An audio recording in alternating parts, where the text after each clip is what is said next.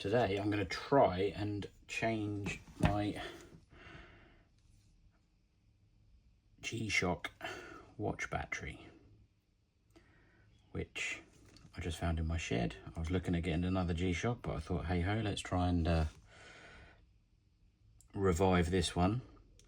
So I'm going to take the back off.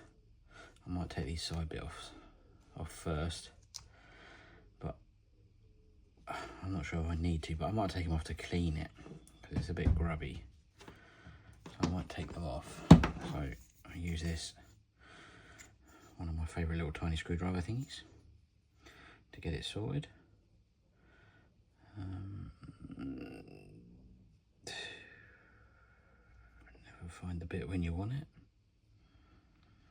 I don't think it's even got one in it. Well, that's fairly useless. Ah, no, there we go. There. See if this one works. If not, I have got another fully functioning dad screwdriver set, which I use for lots of other things. Oh no, that's a Phillips. Okay. Maybe try a tiny Phillips.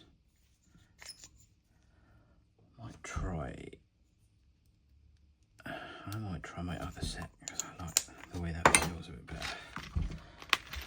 This is the most used tool in the house for all sorts of things. It's very good for batteries in multiple kids' toys. It's got every thing you'd need in a nice leatherette case, so that's quite good. So I'm going to take this back off, and then I'm going to have a look and see what, yeah, that fits. So I'm going to take the straps off, I think, these side bits, see how that goes, and then I'll probably have to order the battery. So this video will probably be in 2 parts once the battery comes. I'll put a link to everything that I've used below so that you can order it if needs be. I don't think that does the strap. No, the strap's on sprung hinges, so we'll get this off.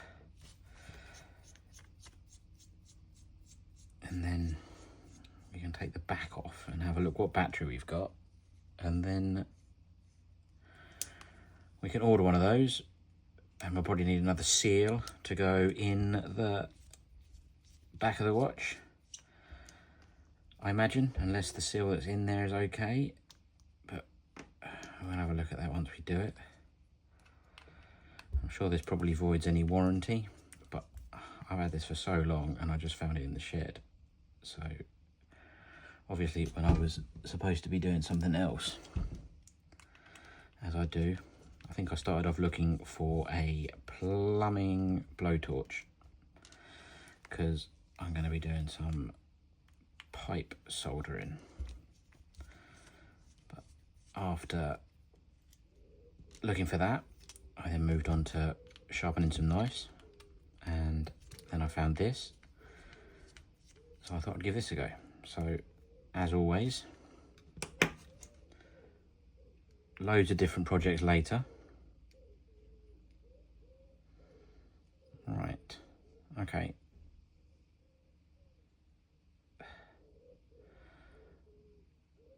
So the seal looks like it'll be okay, I think. Just like a rubber seal on there. And then the back of this, okay, that's just a little plastic bit.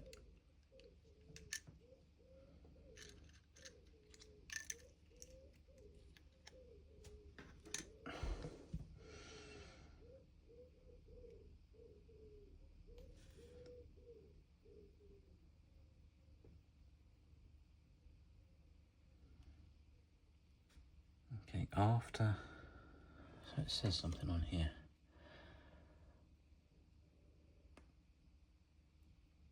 Not focusing. Will it focus?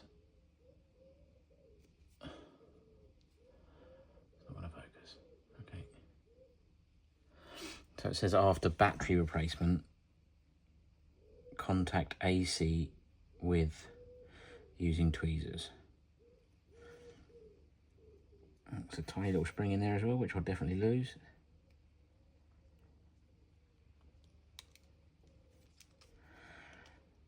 As always, I've started something and I'm in over my head.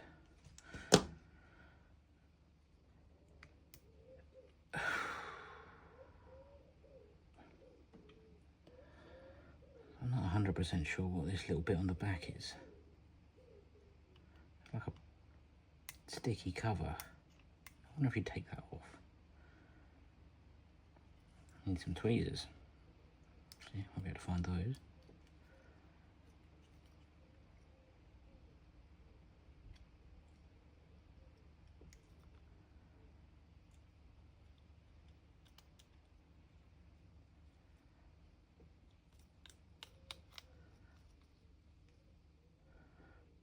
Okay, so I've taken the whole piece out now. That was not what I expected to have to happen. Is that little spring going to come out? No.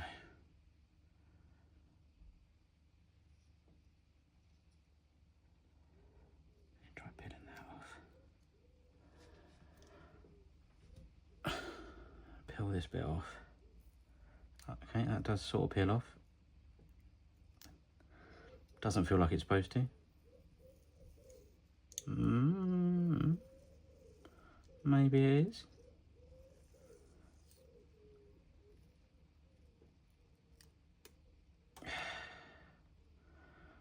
Okay, I'll stick that on that bit of plastic there.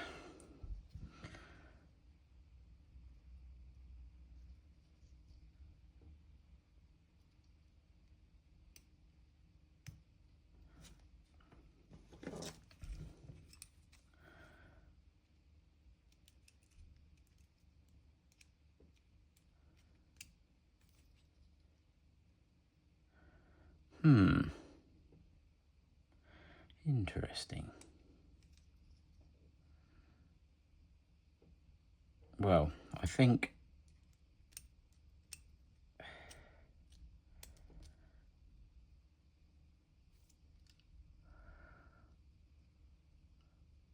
I need a magnifying glass for starters to see what's going on in here. I need some of those watchmakers magnifying glasses. But can't buy those. Let's see how we go in here.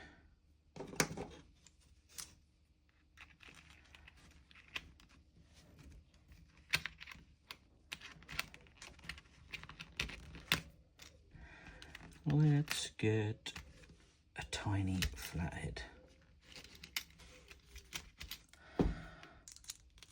That will definitely break something.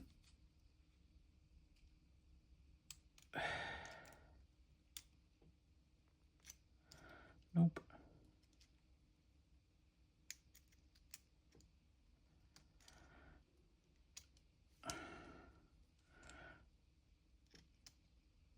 I should have watched something for this. Anywho, let's...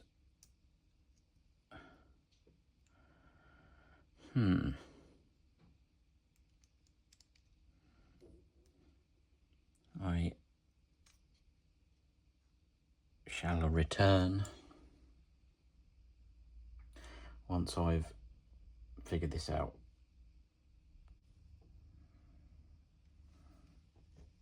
So, I went and got some knowledge, and as predicted, I've broken it. So I broke a little plastic clip off from inside here, which now means that the battery case doesn't clip in properly. But let's see if we can somehow fix this. So this is the old battery. I did find some new battery in my battery case, which means we can try and get this sorted today, but I don't know how it's gonna how it's going to work, because obviously the klutz that I am, I always break everything because I'm too heavy-handed.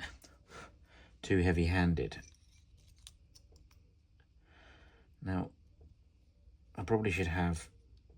I definitely don't know how this is going to work, because I have to get this to stay in, and then I have to,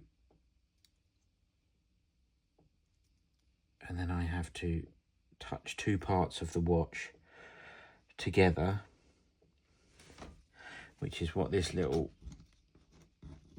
sticker mentions. After battery, contact AC with minus. So that's obviously with minus.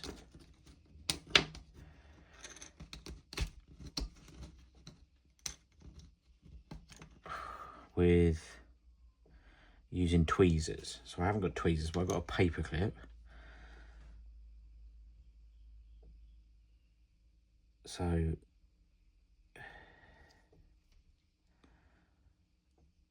I mean, this is working already, so that'll be all right.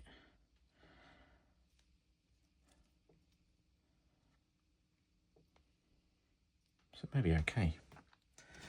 Let's get this plastic bit back on. See if I can bulge it together with this sticky bit.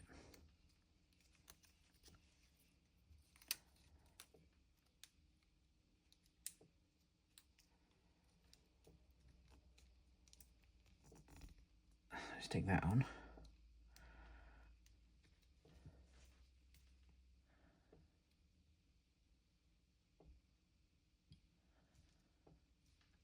Okay, so it's working.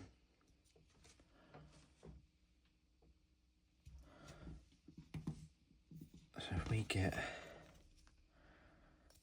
this in here,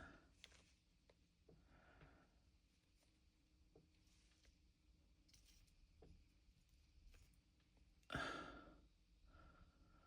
the top is there. Obviously, let's put it in the right way around.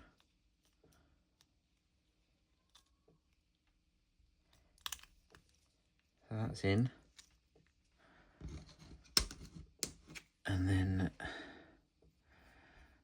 this bit goes on, but there's a hole for the little tiny spring to go through.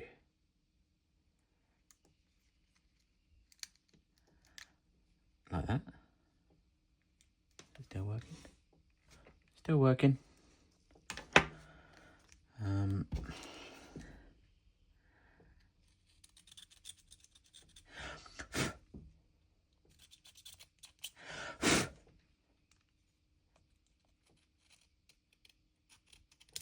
Probably should have cleaned this before I put it together again.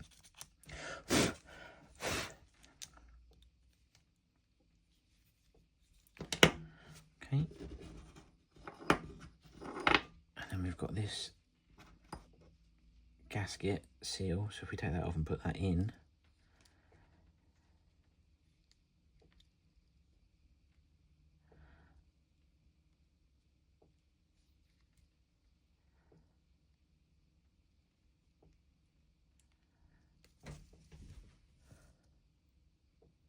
like so.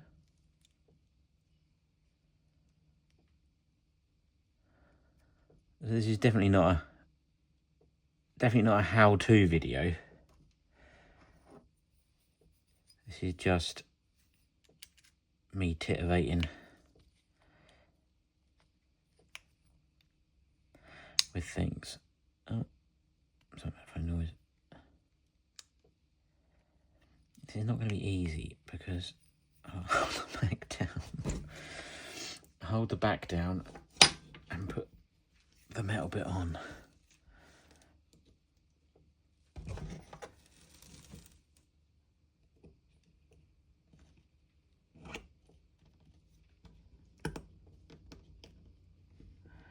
Without obviously making everything fall apart. But it's still working. Right, back screws. Haha.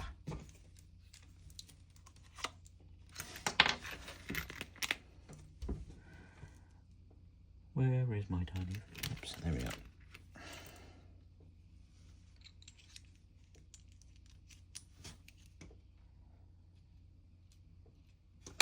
Such a pity that it's not magnetic. Alright.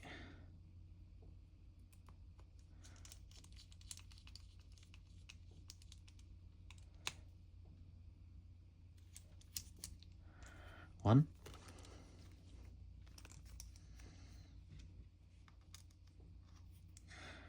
I'm not sure this is going to be fully waterproof after this, but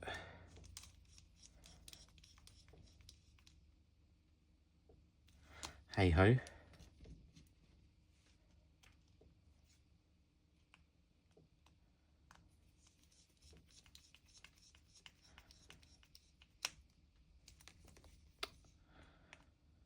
I'm doing the thing I hate and slipping around on the screw. Gentle, gentle.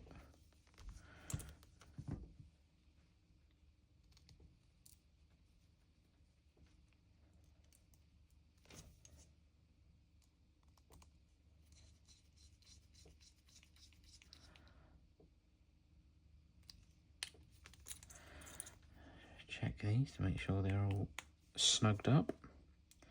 I assume it's one of those things that doesn't want to be too tight because you'll easily strip these threads, I'd imagine. Right. Light works. Can't see that, but yeah, the light works. Beep works.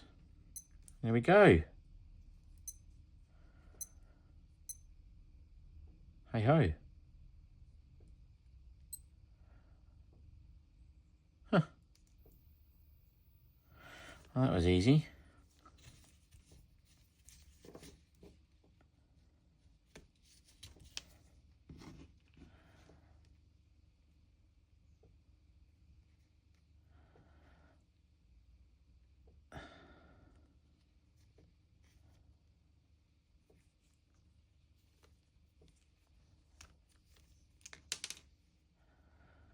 Put these on. I'll give it a clean with a toothbrush after, I think.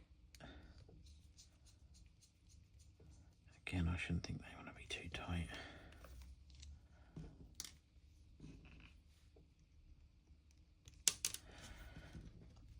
I am so useless at tiny bits with my fingers.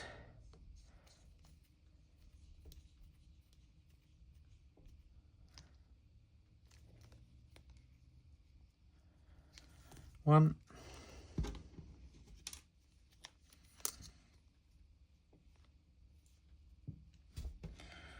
I don't really know what these bits are for. I've always wondered what they're for on these little flappy bits. Whether it makes it more comfortable. Don't know. I suppose it does. Maybe it holds it on your wrist better, in better position.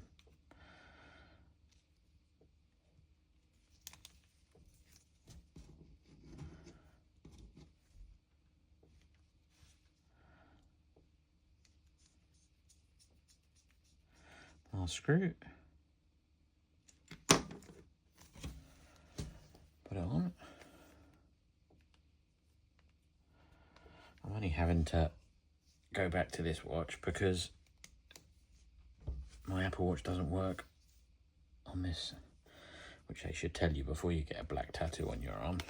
It doesn't work through this. So it's not useless, but it's not the best either. There we go. Might get some new straps for it, but there we go. Well, that's my first video on this channel. I'm going to be doing lots of other bits and pieces and just general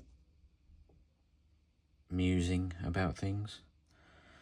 And I'll see how it goes. If you liked it, please subscribe. Please like, would be helpful. And I'll put a link to this screwdriver, which is fairly useful. for a screwdriver. It's got all bits inside it. It's fairly good. I shouldn't think I'd be able to find a link to this because I purchased this donkeys years ago. It was, I don't even know if it was like a free gift or something. I can't remember. But this, I've managed to keep all of these pieces, which is incredible because usually it gets lost. And then also, which is good, handy, I found my watch strap remover. So that's, hey, a little bonus for today. I wonder where that was. That would have been helpful for this job, actually.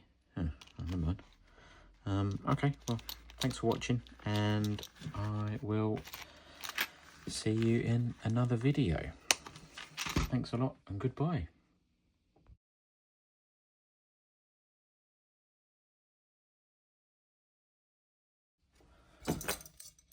Hello, and welcome back to another video. Today I'm going to be taking a look at yet another stove I've purchased.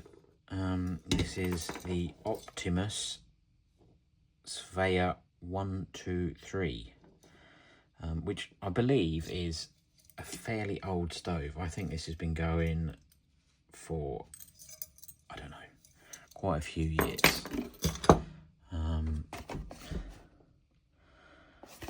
I mean, the box is fairly good looking in itself. It's got good, it's just nice. That's quite a nice branding. I like that. Anyway, came in a little box. Got your windshield. It's got your feet on it, which is fairly handy. Comes with a tiny cooking pot, which I suppose would be okay if you were just doing the world's smallest cup of noodles, or obviously a cup of coffee. I think a cup of coffee with this would be quite good. You'd get a cup of coffee out of it, but that's about it. It's not really, it's not massive, but I don't suppose it's supposed to be massive because it's a tiny little stove. I've lit it once just to test it out. I have got a Quietstove adapter coming for this, which I'll do in another video, which I've got one on my Optimus, I'll get that quickly, 2 seconds.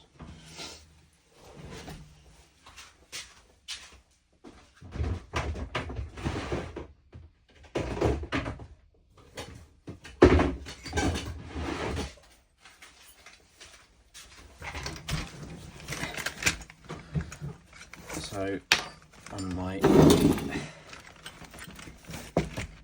other Optimus stove, Optimus Polaris, which I must admit, this is one of my favourite stoves ever. I take this almost everywhere. It's just great. It's just a really good bit of kit. The quiet, I think it might be silent stoves. No, Quietstove. So it's a Quietstove adapter. I think these are 3D printed, which is quite clever. But that goes,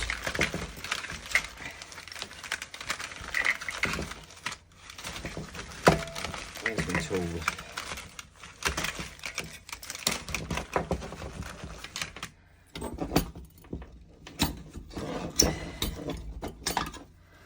So you unclip these, and then this just drops in over that. This just hangs there like that. But this does quieten this stove down a lot, which is nice. It's a nice stove, but it works in any weather. It works with almost every fuel possible. But it's an absolutely wonderful stove. It's one of my favourites, which is why I got this other Optimus stove. I was looking at stoves and came across this Optimus stove.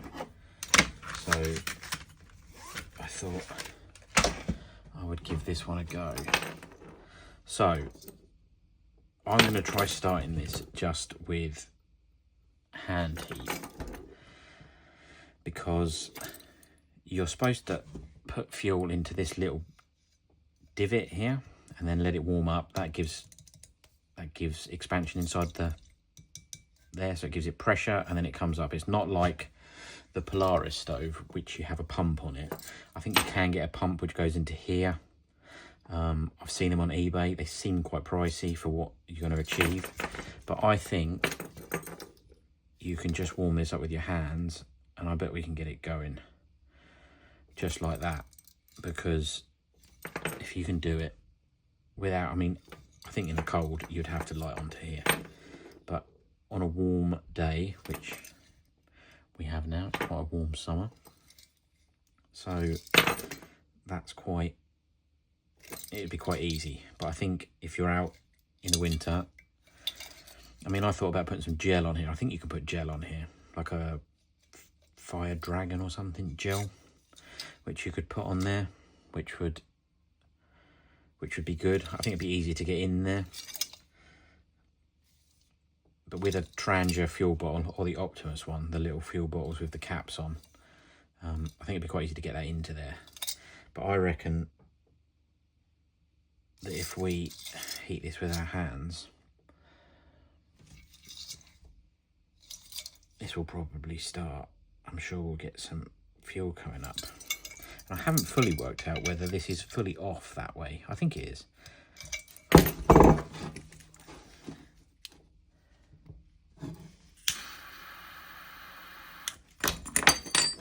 Yeah. Let's see what happens. So this is your key, which has got everything on it. I think changing out your bits. I might get some spare parts for it. I like to have spare parts. So if I turn this, no, that's the needle coming up.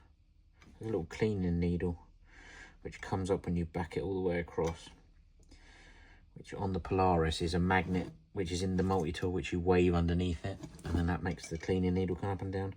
So kind of see what's going on there.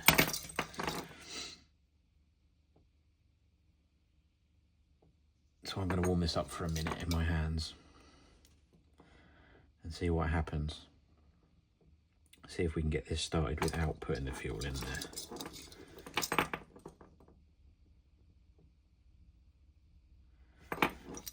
Which I'm sure is not that interesting. So I'll see you in a minute. Right, so I've been warming this up now for about a minute. I don't know if that's going to be enough. Let's have a look, see. It keeps looking like there's gas coming out, so I don't know whether that way is. Let's have a look. See what we get to now. We only need a bit to come out.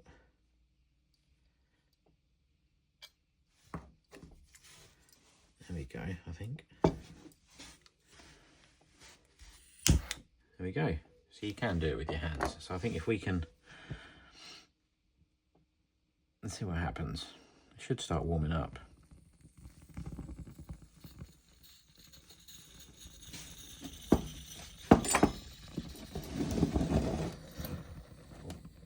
Catching the whole shed afire.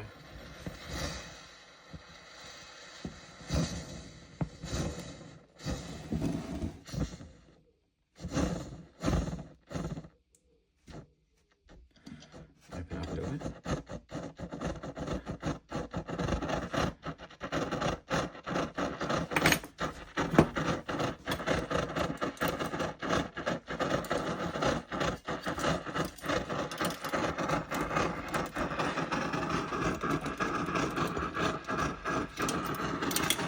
Sneaking suspicion, supposed to put the windshield on before it started. I don't think we need the windshield outside. So it is starting.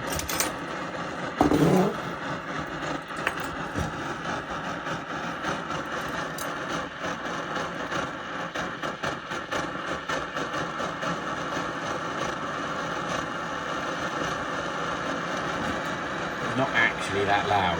It might be loud on the speaker. but you just see the flame coming up there. But I must say, it is a gorgeous stove. It's throwing off some cracking heat.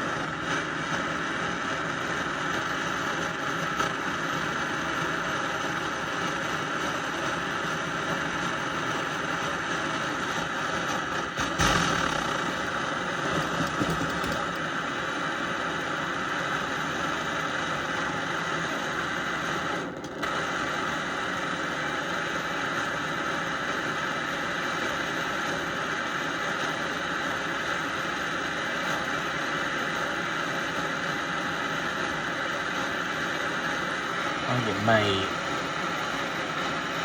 start going a bit more. It's getting fairly hot. The key's massively hot.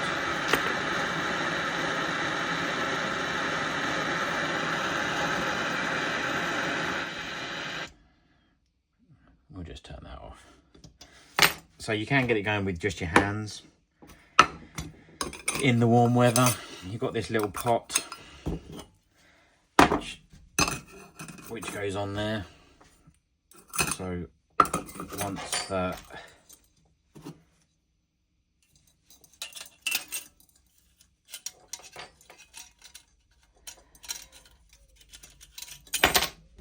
the key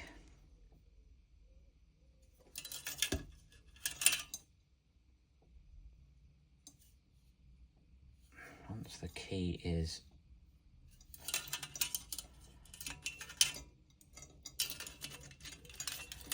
through one of these, yeah, through one of those, and that goes over, and then that lines up. There's some lines there. There's even a divot. That's quite clever. They've got a little sort of divot on the fuel reservoir. So there. So you put that on, and then twist it down. You don't burn your thumb on the very hot brass end of this. And then I would imagine this will still go.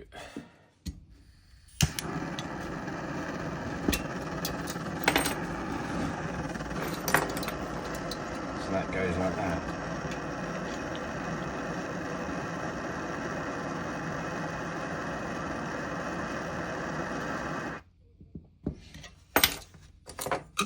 This goes on top. This goes in a slot inside here, obviously the other way around, but I don't want to get too close to that. And then I was looking through my bits and pieces and thought, I reckon I've got an idea for a pot for this. So this is a fire maple stainless steel like mini billy can, which has got, for some reason, I'm not sure when you're going to be steaming vegetables when you're camping, but you may come in handy, not sure. It's got a steamer in it and a lid, and then this massively hot stove does fit inside there, and you could put stuff around it, and then you'd have a pot which I believe, they're actually not hot, everything else is roasting. Once you turn those round, that would go on there quite well. And then you've got a fairly hefty and stable cooker with a handle, which I imagine won't get too hot above it. These side handles always get massively hot. You can take these off and people put silicone tube on these, and you can do that. But I think that top handle would stay okay. But I mean, you could even use some tiny pots. Maybe if they were, I mean, it'd probably work with them in. I don't think they've got to be out. Let's see how stable that is. Yeah, I mean, it even works with the little legs in. This pot is fantastic. This is supposed to be for I brought it for cooking over fire because it's stainless steel, and it's got a handle on it. So we were just going to hang it over the fire. And it's got clips, so a lot of stuff doesn't have clips on for tops, so that'll hold the top on. I mean, it's not lightweight, but I do like that pot, but that's fire maple pot. It goes in there, so it goes in a nice bag. So you could make a little cook set out of this, which would be quite nice. Have all your bits in it. Let's go do the whole thing. But there we go. That is the Optimus SVEA. I think I've heard it pronounced 1, 2, 3. So this is the new model. They do an old one, which you can buy on eBay, which has got a slightly different angle on the valve adjustment nozzle. Points slightly down. It looks like on eBay they're only available from America. I haven't done, they probably come up in other places, but at the moment they're there. Same sort of price as this. This was about 89 pounds or 79 pounds. It's quite expensive for a stove, but it is massively good looking if you like stoves. I do. I'll do reviews of my other stoves because I've got quite a few. This is the first one I was doing of stoves, so I thought I would do this one. I only just got it 2 days ago. Quite nice. But it's massively hot. But I suppose it's because it's brass. I suppose that's the idea. I'll do another video once the silent stove top comes, quiet stove top comes. But I don't know why I brought it or ordered it, because it's not that loud. It's actually quite nice. Anyway, thanks for watching. If you liked it, please subscribe. Please like. This is a new channel I'm doing with bits and pieces on it. Thanks a lot and goodbye.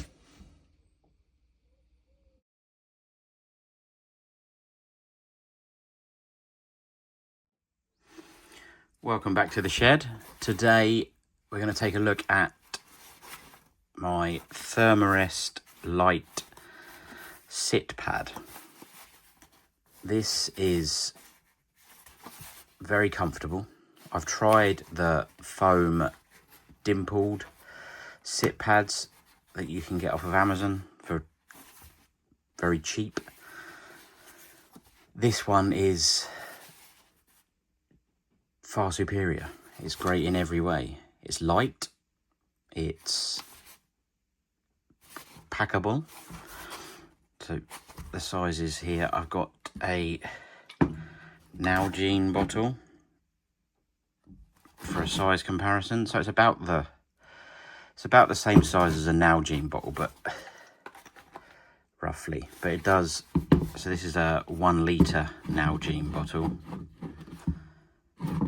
So it's about that size, but it's a bit more squishy, obviously. So it does squish down quite a bit. So it goes in packs quite easily. It doesn't weigh hardly anything. It says it weighs 110 grams in the specifications. Now, when I weigh it, if I can turn my scales on, there we go. It seems to be a little bit more. So it's 126 grams. So they were lying, as these companies often do. It probably doesn't include the clip that goes around it, I would suggest. I don't know how you take that out, or why you would want to take that out. So relatively small, very light, good at what it does. When it's opened out,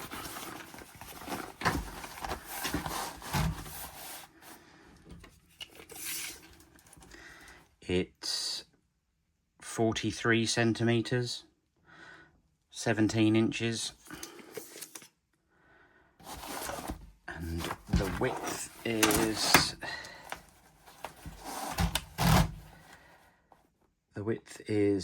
35 centimeters, 14 inches. So good enough for any bottom. I obviously get the mick taken out of me for taking this places by my wife in general. My kids find it funny, but it goes on everything. It goes on if we're sitting on a bench, if we're for long periods of time. If it's cold, when it was cold, it was quite good, which I think is the main reason for it. But you can also, let me put some breaths in it. So it's about one breath once it's been opened up for a while. It's about 2 or 3 breaths if you've just unrolled it. You can adjust, obviously. I found it best if you sit on it and just twiddle the valve. That gets it out. But you can also use it. I used it on a school trip with my daughter. She used it as a pillow in the coach. So it worked quite well for that. When it's blown up, the thickness is about 38 mil. That's what it says. About 1.5 inches. It might be hard to get across on camera. It's about that. I think 1.5 inches a stretch. About 35 mil. But it's just a great little piece of kit just to pop in your bag, just in your day sack, just things like that. I think if you were camping as well, you get away with using this as a seat. If you find a backrest, obviously not as good as an actual seat that you can take with you, one of the Helinox ones or something like that. They're quite good, quite pricey, but this is quite good. I think it's usually about £37. I brought this from Valium Peak in the UK. I don't know what I brought it for, but at the moment it's priced at £31.45. You can see them on Amazon for about that price at the moment. Come in quite a few colours. Blue, red, green. I think there's one more colour that I don't remember at the moment. But other than that, great little pad. Very, I would say it's quite robust. It's quite thick stuff. Definitely different to the sort of lightweight Ther-a-rest sleep pads that you get. It just feels, it feels really strong, which it has to be for a sit pad. Obviously, if you put it on a thorn, that's definitely going to go through it. But it's got foam in it with squares that are cut out of it. So there's a foam and then a square and then a foam and then there's little squares cut out of it. Which reminds me a little bit of the older style Ther-a-rest sleep pads when they first came out. But really nice bit of kit. Lovely. Thanks for watching. Please subscribe. Please do give a thumbs up and I will see you in the next video. Thank you and goodbye.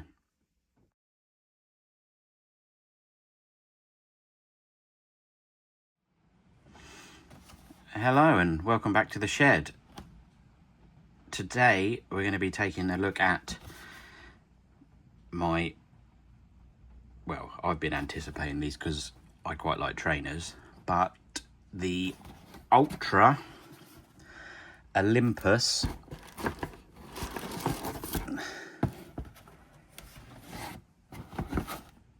$275. So a new shoe they've brought out in the Olympus range from the Olympus 6. this is the next shoe. It's a lovely looking shoe. So we'll take a look and we'll go through the specs on this. I'll get these unpackaged and we'll be right back. So today we're going to look at these little beauties. I love my Altra trainers. I've got various pairs of Altra and had various pairs. I will just say that I did purchase the Olympus 6 when they came out, but I did end up selling those because they had this sort of heel bumper or padding, extra padding in them, which I just couldn't get on with. It felt like my foot was just quite squashed in. It wasn't much fun. So I didn't massively like those.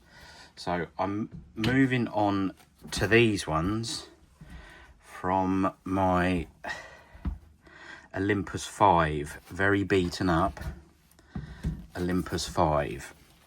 So when I got these are still very comfortable, but Christ, they don't wear too well. I should think I've had these just over a year. Not sure how many miles I've done in them, quite a few miles. Very comfortable, very light. These are the future. These elastic laces, absolutely love these. So I've really put some time in with these and I love them. Still wear them around, but as you can see, as that seems to be the case with Altra, they don't last that well, which for a shoe that you do a lot of running and it gets put through its paces, I'm not sure what sort of trainer would last particularly. I mean, I've got some Topo walking boots, which I haven't done as many miles in because I've been a bit more of a fan of these trail running shoes for doing walking. They're just a bit lighter and a bit easier to go with.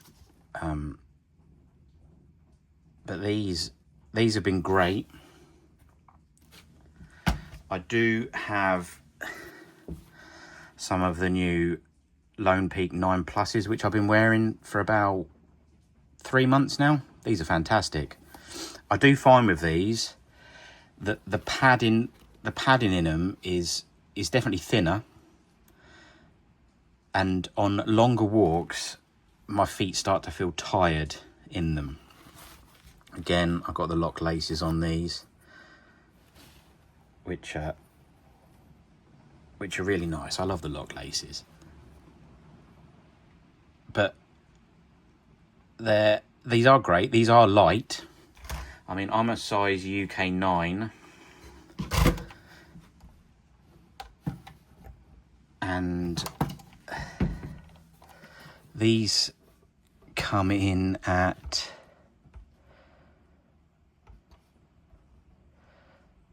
you'd thought I'd know how to use these scales by now. So let's do an American way first. So UK size 9, US size 10.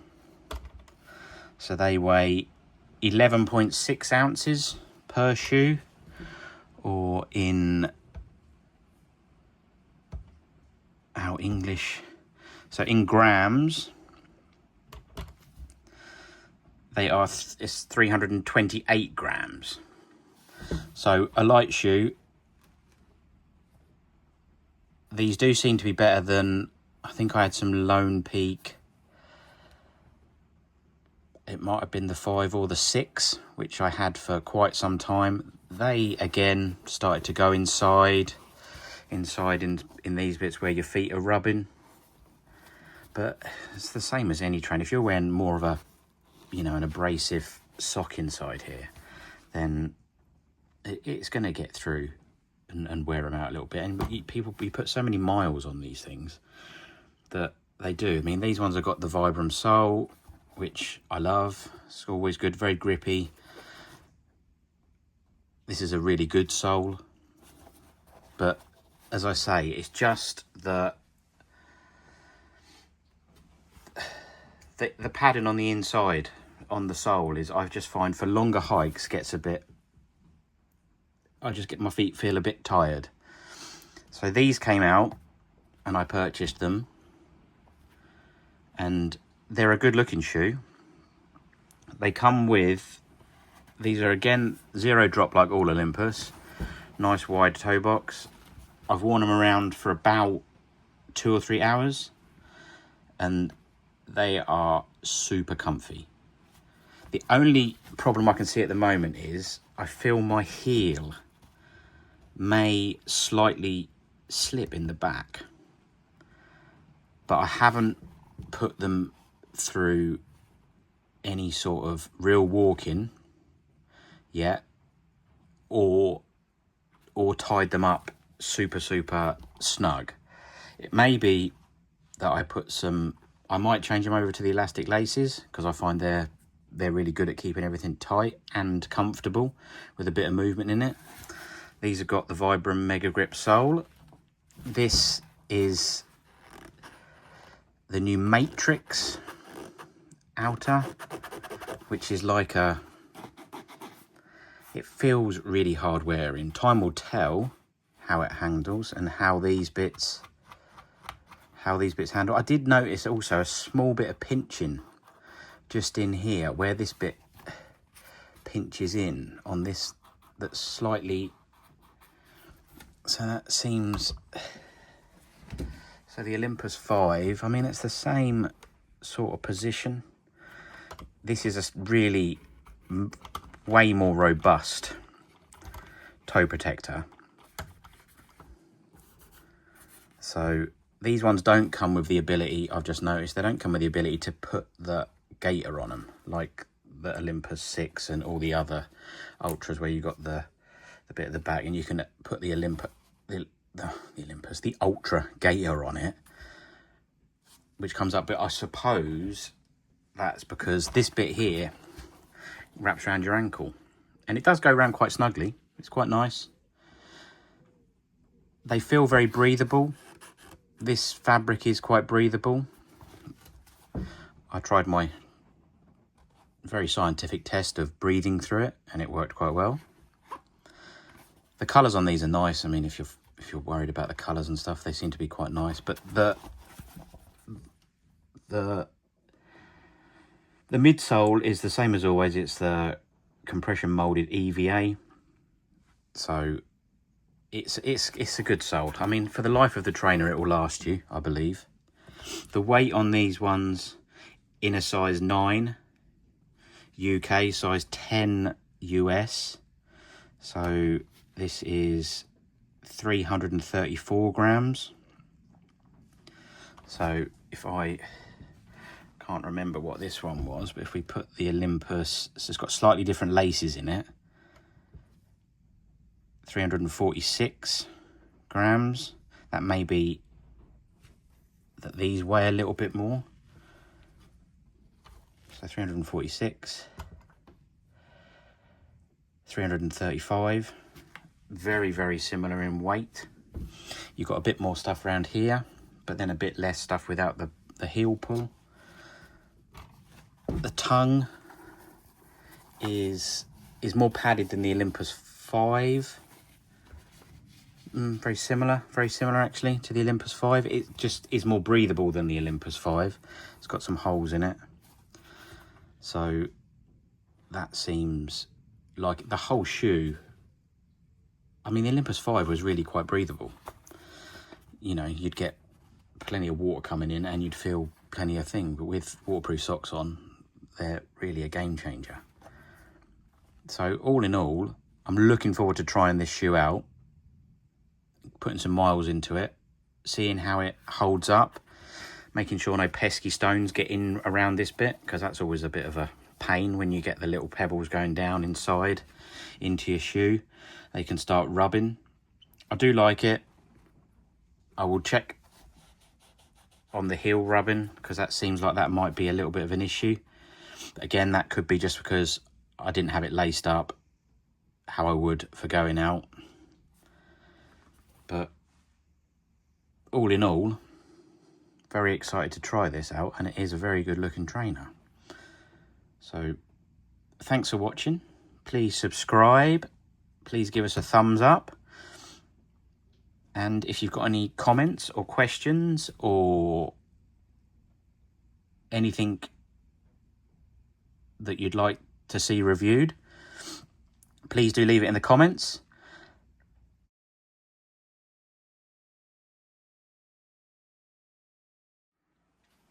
Hi and welcome back to the shed.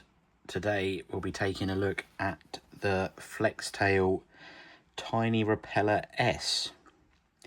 2-in-1 portable mosquito repellent with lighting. I've had this about 3 months. I brought it for camping in mind, but we've started using it in everyday life. We took it out and we went out the other night as a family and put it on the table to try and avoid things. It didn't work, and I don't think it's supposed to work for wasps. There's a lot of wasps this year in England. My wife not being a great fan of the wasp, we thought we'd take this to see how it worked. It doesn't obviously work for wasps, it's just for mosquitoes. It may have had some effect. There was less wasps than other people's tables, but I think the best way to get away with it was just leave something sweet somewhere else, so they go to that. I found it quite good. I found the light quite good on it. So there's 2 buttons. You've got one here for turning the heating on. It's got 3 settings for the heating. So press and hold. No, double click. Get it right. And you get the green setting, which is the first setting. And then you've got an amber green, which is the second setting. You can just see inside the element heating up. There's no pad in there at the moment, but the element is just in there at the bottom. And the other night when we were using it, you could sort of see some smoke coming out from the pads. And then the third setting is red, which is sort of super setting, which will mean the pads last less amount of time, but is quite good. So we turn that off, and then the light is quite a nice warm light. It gets quite bright. 3 settings. And it just cycles between them.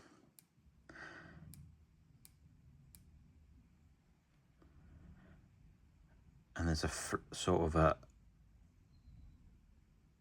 pulsating setting,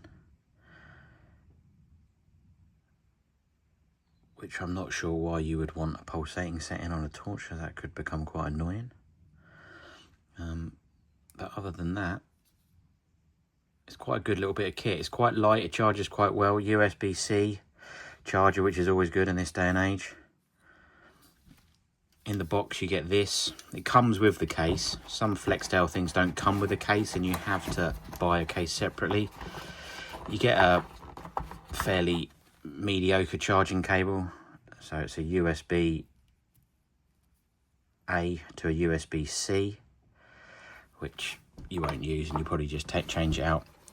You get packs of repellers. So there's 2 different sorts of repellers. So you get these ones, which is one sort, which are, I think they're blue.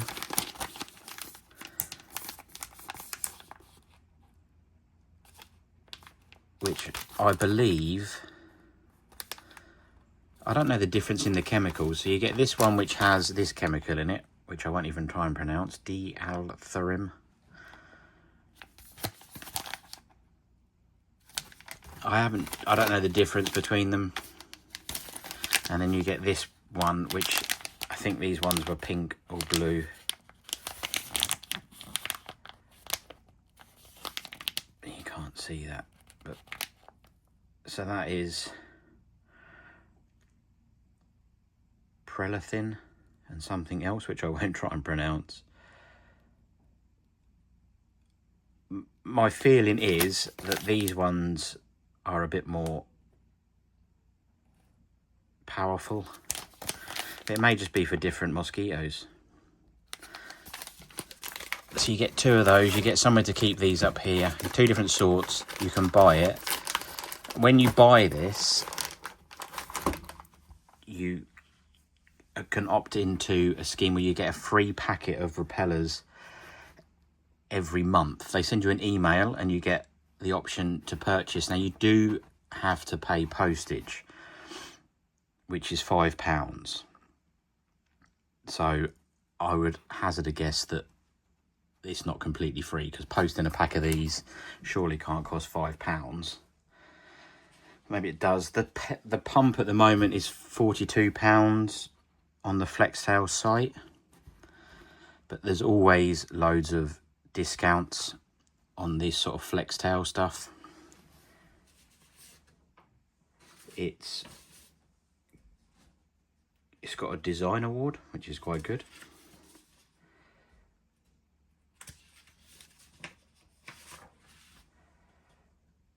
It's got the 3 different modes for the mosquito repeller to work at. It's got one called camping mode, which is up to 10 feet, which means that the pad lasts 20 hours. It's got outdoor mode, which is 20 feet, and it means the pad lasts 10 hours. And then it's got super mode, which is the red one, which means the pad lasts 5 hours. So it's quite good if you leave it on the other thing. It's IPX5 waterproof.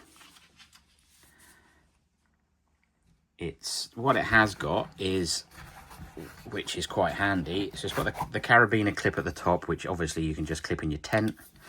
It's got a magnetic base, which is the metal bit around here, and then it's also got the 1/4 inch thread, so you can screw it onto the top of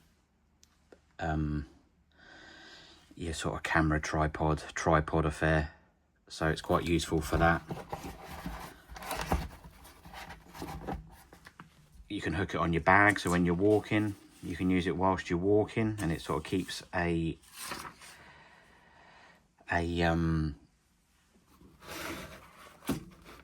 sort of a visible around you, would keep the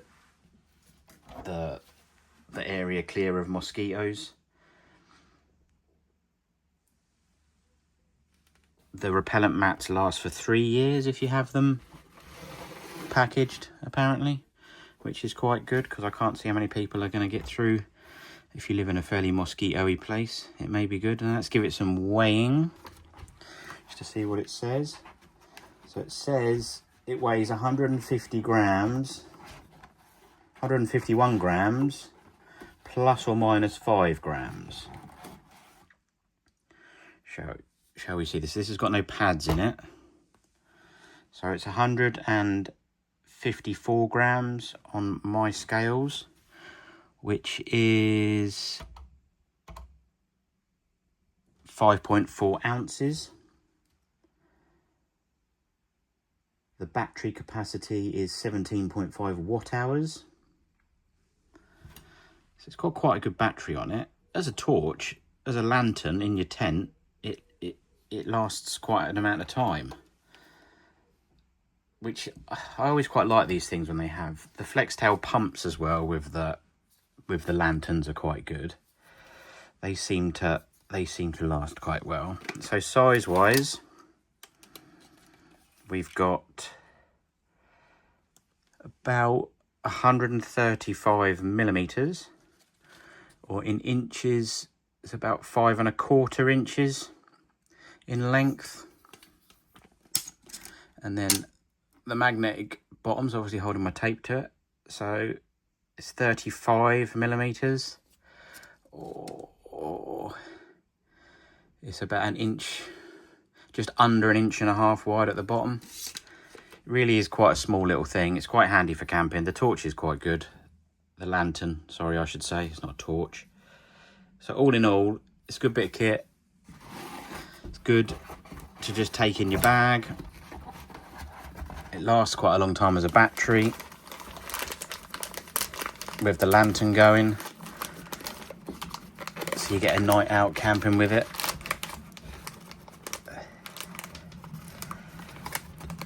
Let's get these bits back in here.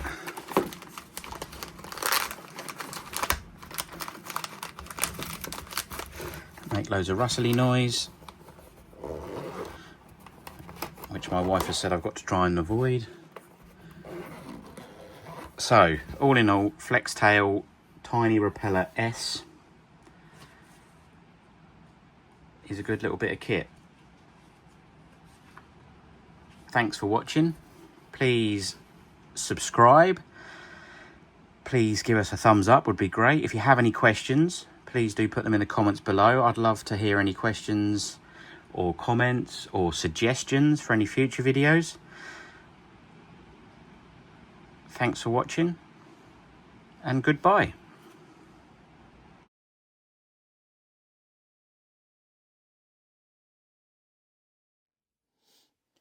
Hello and welcome back to the shed. Today we're going to be taking a look at the Flextail Max Shower Pump. This is quite a good piece of kit for many things. I've got it for helping with the tiny small kids. It's good for, we've actually been using it for hair washing in the bath. The kids quite like playing with it. It makes hair washing a bit simpler in the bath. It's obviously not designed for that, but it works quite well. They seem to enjoy having their hair washed a bit more. It's comprised of the pump, which has Type-C charging. It's got a 1/4-inch thread, which I'm not sure how you would use that, or what you would use the 1/4-inch thread for if it's in a bucket, but it's there.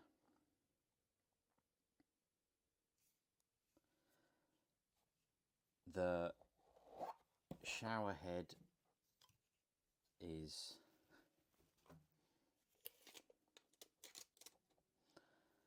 is 7 centimeters across, 2 3/4 inches.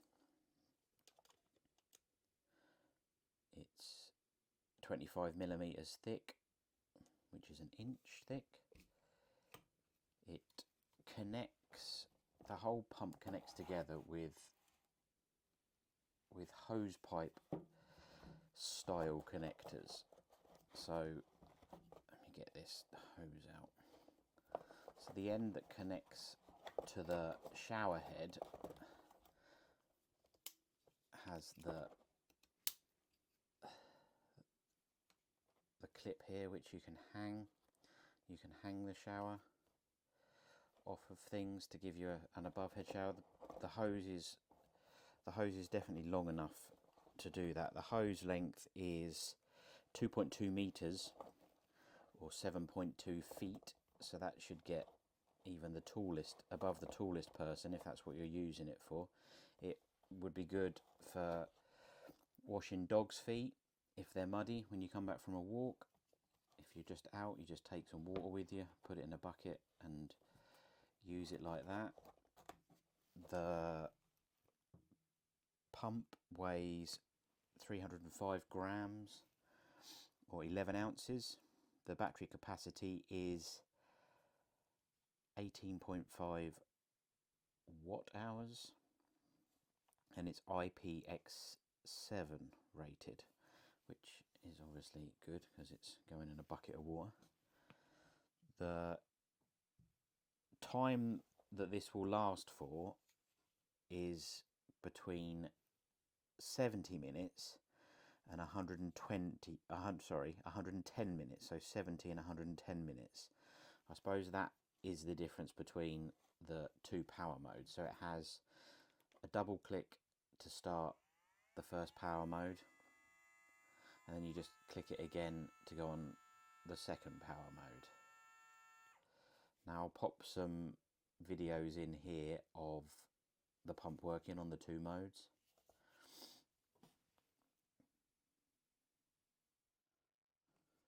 myself a bucket of water so we can test out the shower pump without getting too much water everywhere.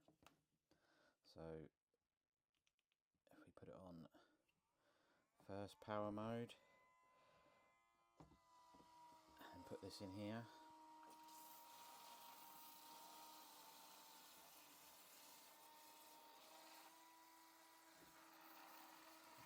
this is the first power mode, and then put it up to the second one.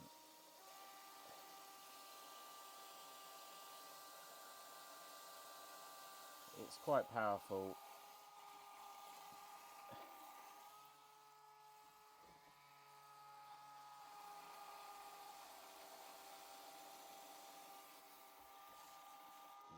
You can operate that, so you can stop it whilst the pump's still going with no problems, and then you can then adjust the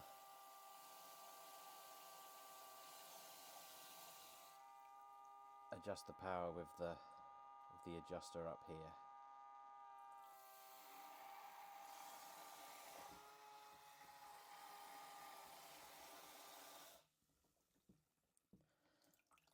I have found this quite good to just run it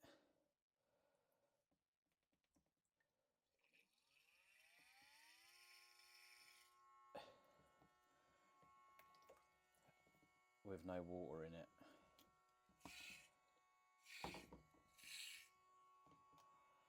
And then you can empty the hose by sort of lifting it up if you need to pack it away again, or just disconnecting it and blowing through one end.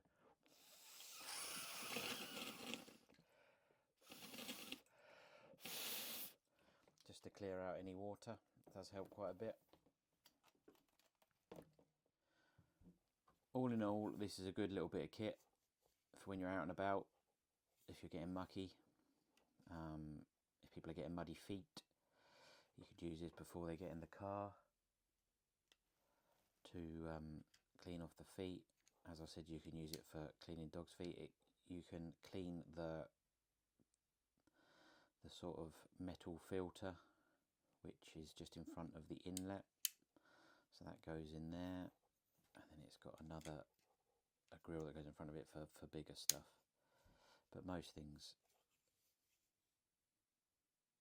the smaller stuff just goes straight through it. So if you're using slightly cloudy water, it wouldn't be a problem.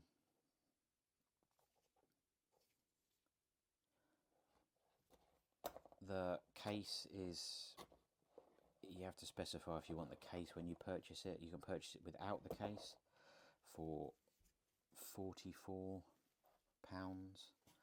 and with the box it's £53. That's priced at the moment on the Flextail site. There's always ways to get a little bit more discount on the Flextail site with various signing up for things and stuff like that. But all in all, a good little bit of kit. I wouldn't say it's completely a necessary piece of kit, but we found many uses for it, camping and also around the house. Fun for the kids to play with, and stuff like that. So as always, if you've liked this video, please do subscribe and give us a thumbs up, and if you have any comments, please add them below. I'll be happy to answer anything, or do another review if there's bits that people haven't seen that I've missed, that I haven't reviewed. That would be great. Thanks for watching, and goodbye.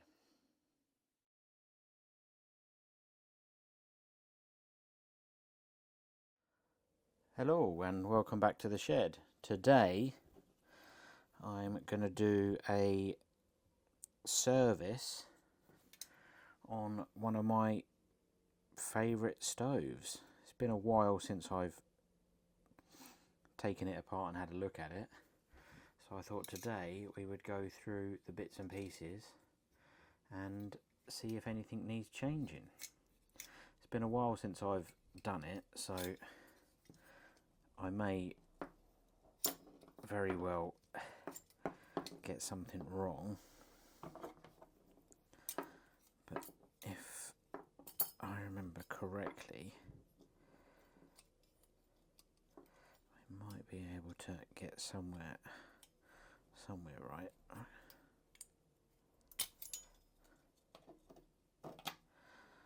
So if we take, that feels loose anyway, so that probably needed to tighten.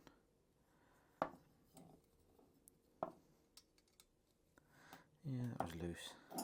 Right, so first things first, let's take out the regulator, see how this looks, see how the gaskets look on this bit. So this bit just unscrews, and you kind of have to unscrew the valve out, and then it all comes out, if I remember right. You just keep unscrewing, there we go.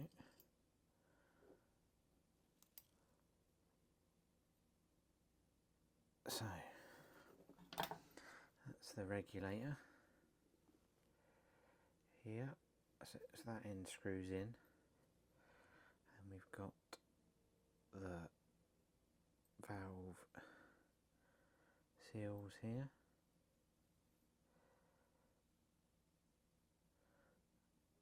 I don't believe they look too bad. I'll put a little bit of grease on them.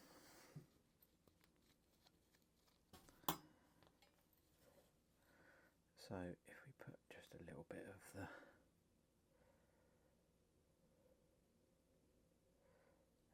the silicone grease on these, if I can get it to come out.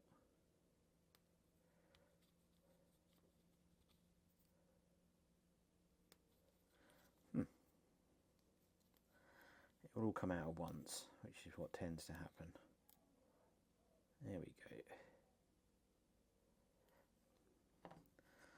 So if we just get that on there, and then I'll just rub that round, and then that just helps with these silicone seals, just helps keep them in good order. So that bit there is done. Take off the fuel pipe.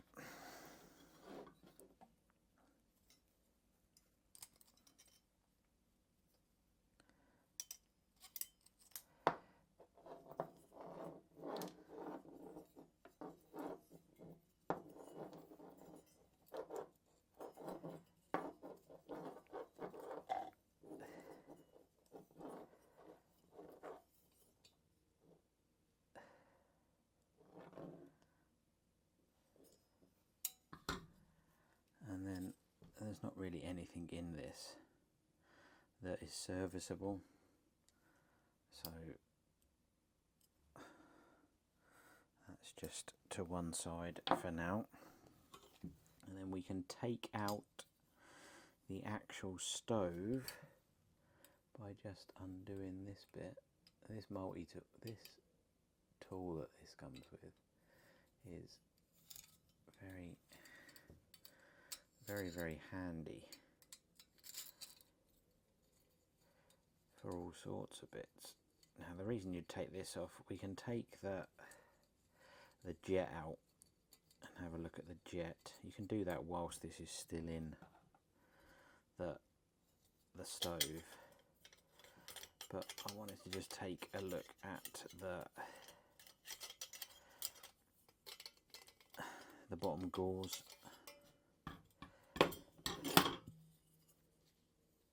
I think the bottom gauze that's perfectly fine. From this vantage point though, you may be able to see that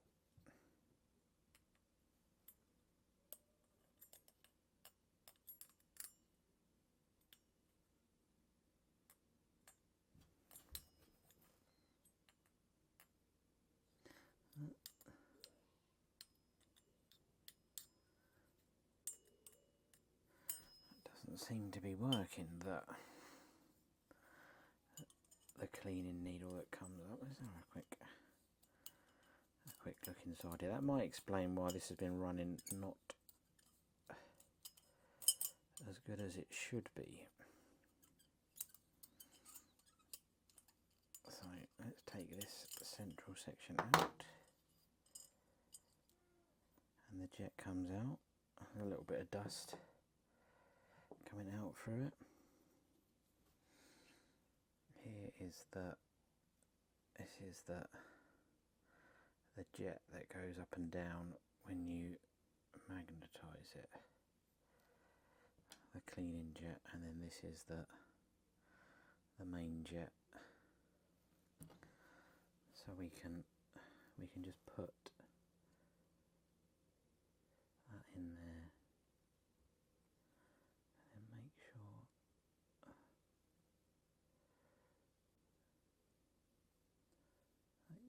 is clean in there. Very technical blow. So we've got all of these bits.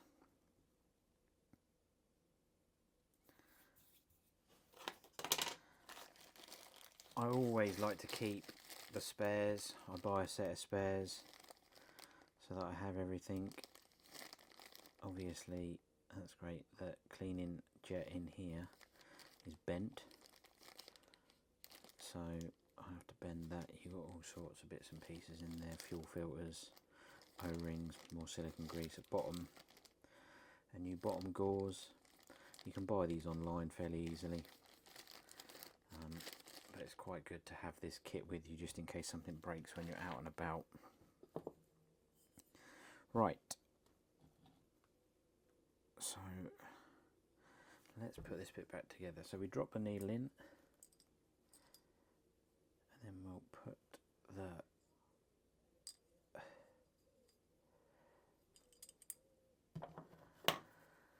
the jet back in.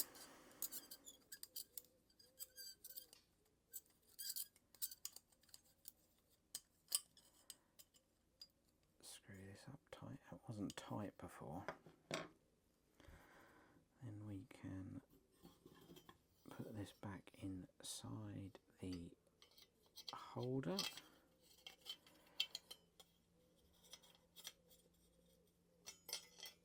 like so. I always struggle to get it in.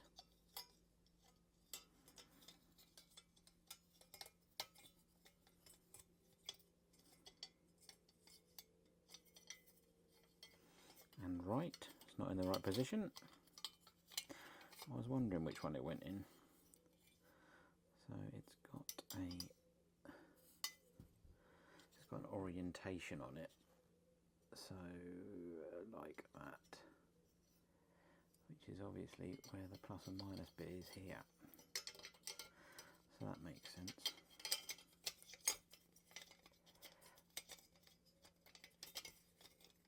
So if we get this back in,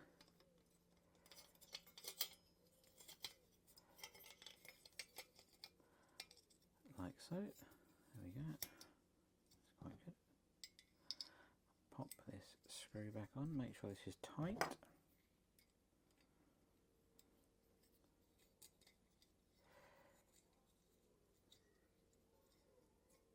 Get that on there.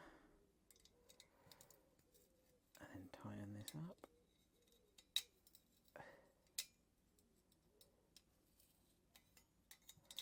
This wasn't tight before, so that might be something was wrong. So get this bit back in.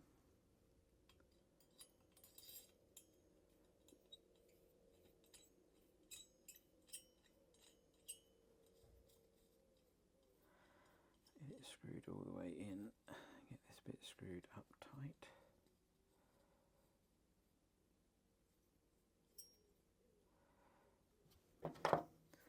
Just nip this tight.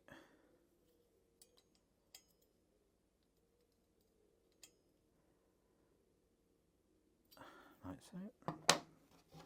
And we can screw this back Seems weird that that doesn't move. Screw this back on.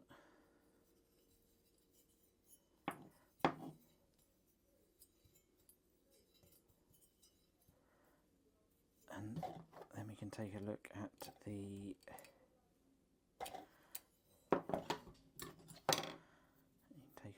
pump next. Get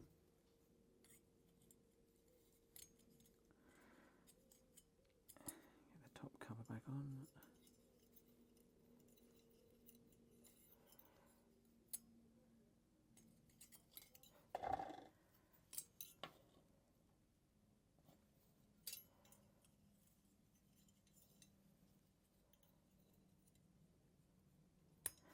Like so. Slightly bent it. There we go.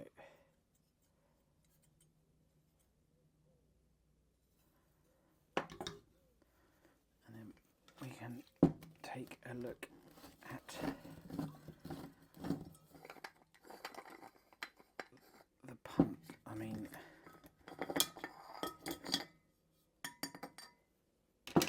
the only bits on this that you need to worry about are the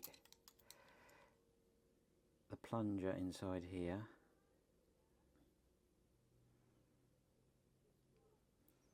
which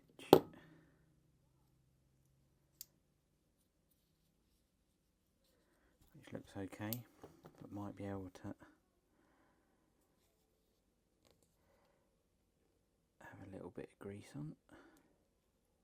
I think these are just leather, these bits.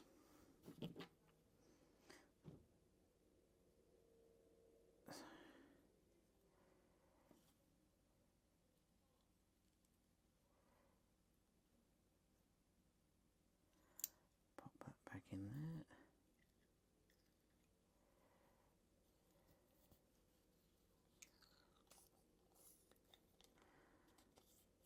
Do that up. And then the other bit on these is a tiny brass filter just inside.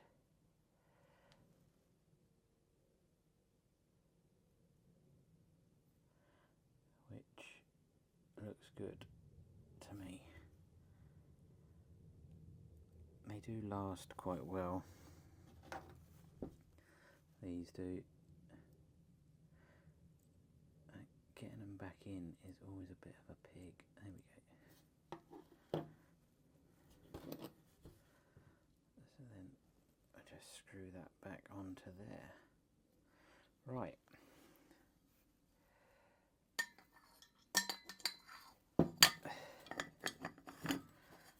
We can now give this a test to see if it works.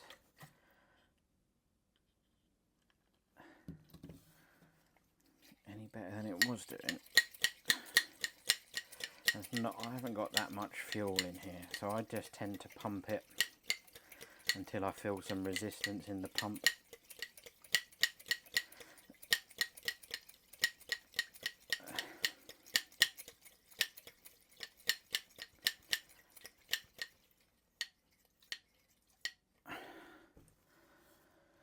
So about there.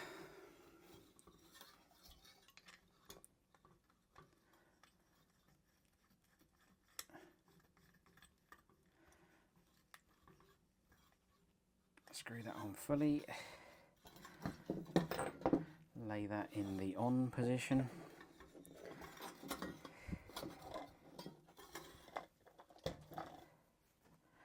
and then we can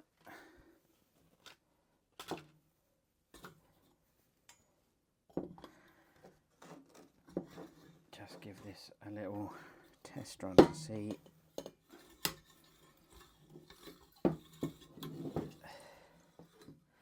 how it's all working. So turn the valve on here, open that fully,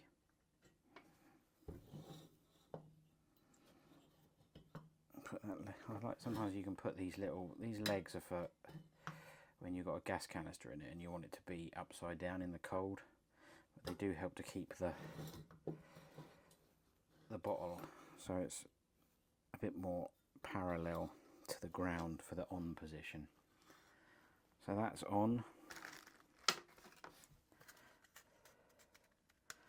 I might just put down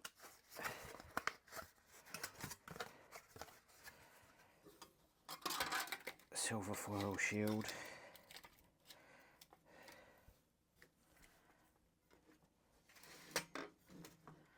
And then we will give this a bit of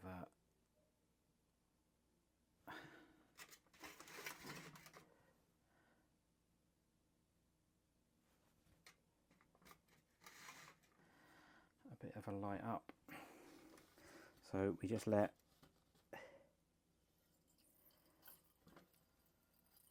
some fuel out, give it a light,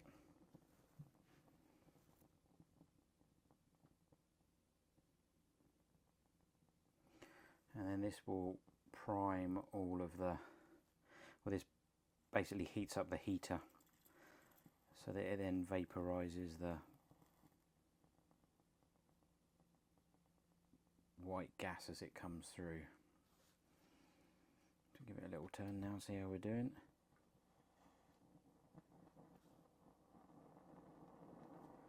There we go.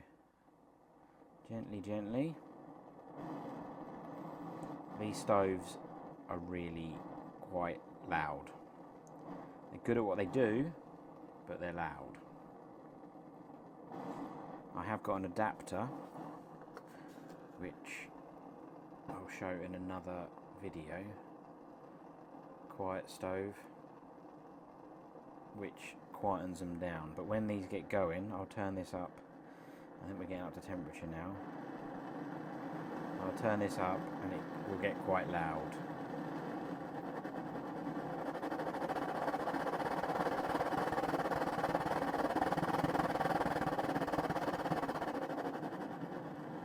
It's still doing the sputtering, so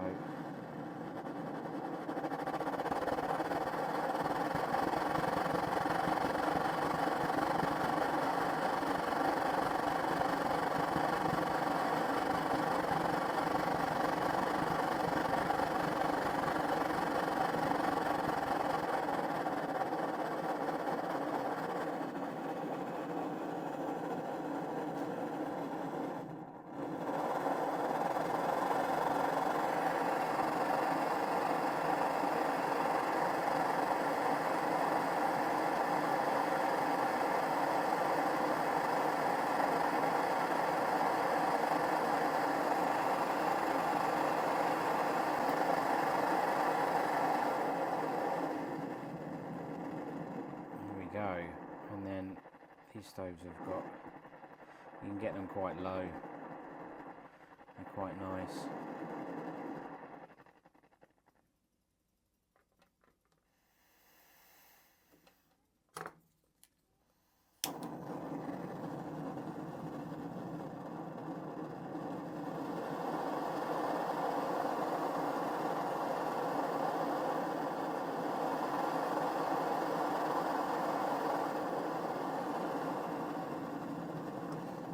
Go.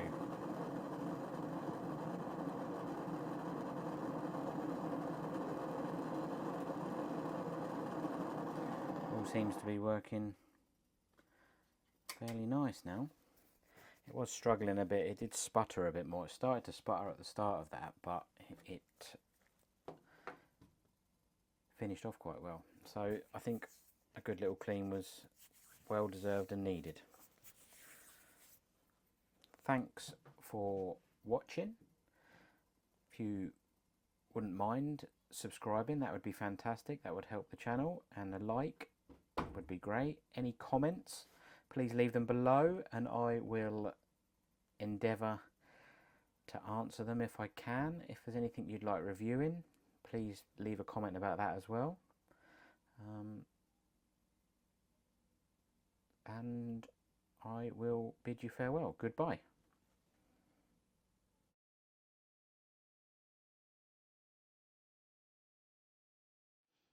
Hello and welcome back to the channel. Today we're going to do a comparison with the Quietstove adapter for my Optimus Polaris stove. So we'll do a comparison with for noise, and we may also boil some water, as I know people like to see water being boiled. So if we get this pumped up, and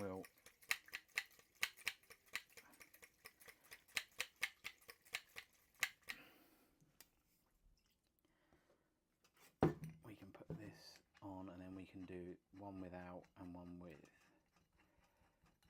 to see what the noise difference is. I think it's quite good. I quite like them as a adapter.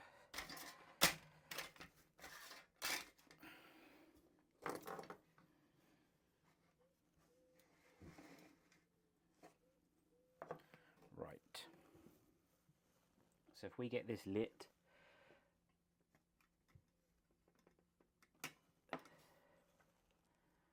without the Quietstove adapter on, and then we can see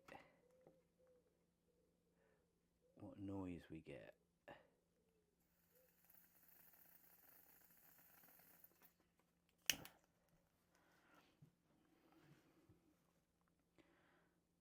We'll just let this warm up for a second.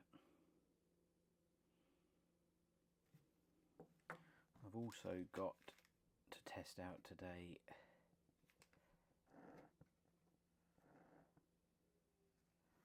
the world's smallest ridiculous ultralight pot gripper, which is smaller than my finger.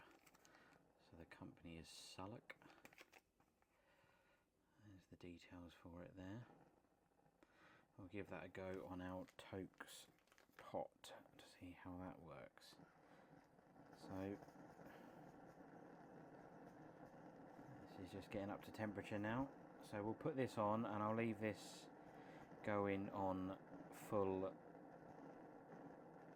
speed without the adapter on it, and then we'll change it over.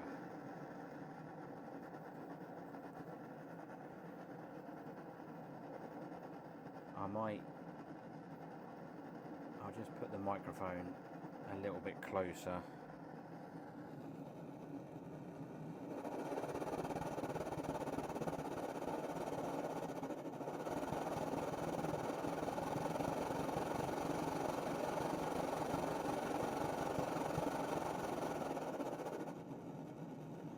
Just let this warm up a little bit more. Try and stop the spluttering. See where we're at.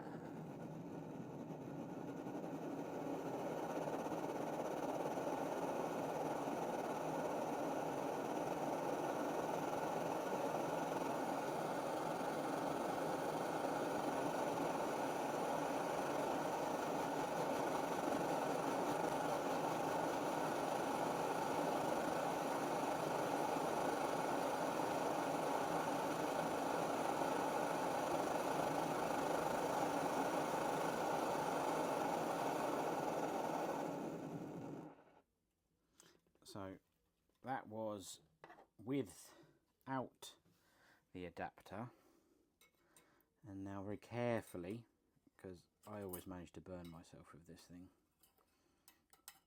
we'll try and flip this over out of the way. Come on. I just took this off and have slightly bent it so now it doesn't fold back.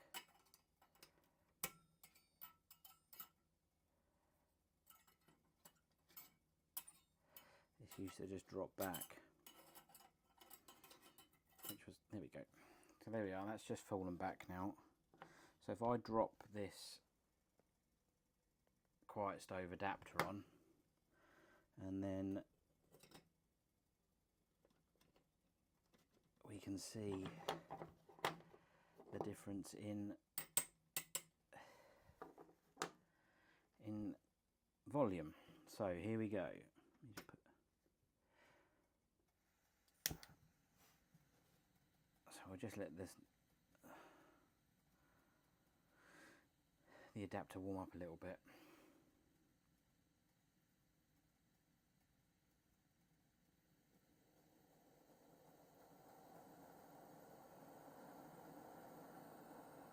But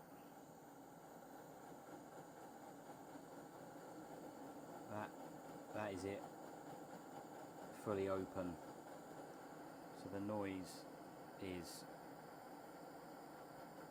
much more peaceful. I think it gives it a better spread of flame as well. The flame comes much further out the sides, so you do get a better cook on it. It does work quite well.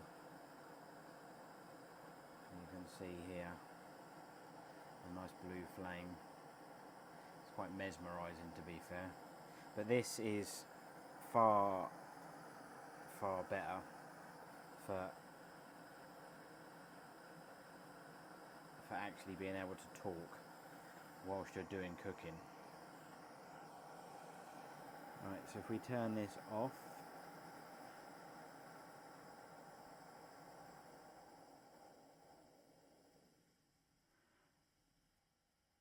I'll turn it down, and then we'll put, I need to get my stopwatch ready for this. So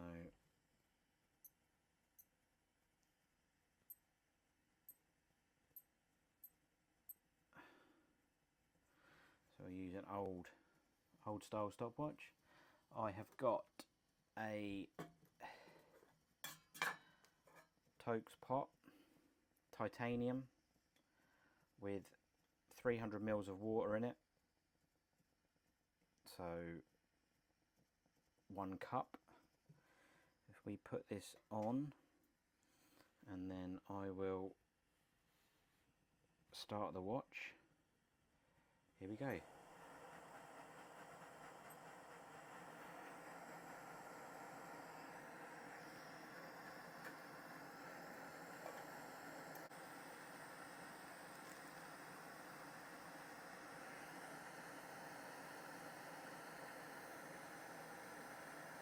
There we go. Just starting to boil now. I would say as close to 2 minutes as is about right. Let's just turn that down. We'll turn that off,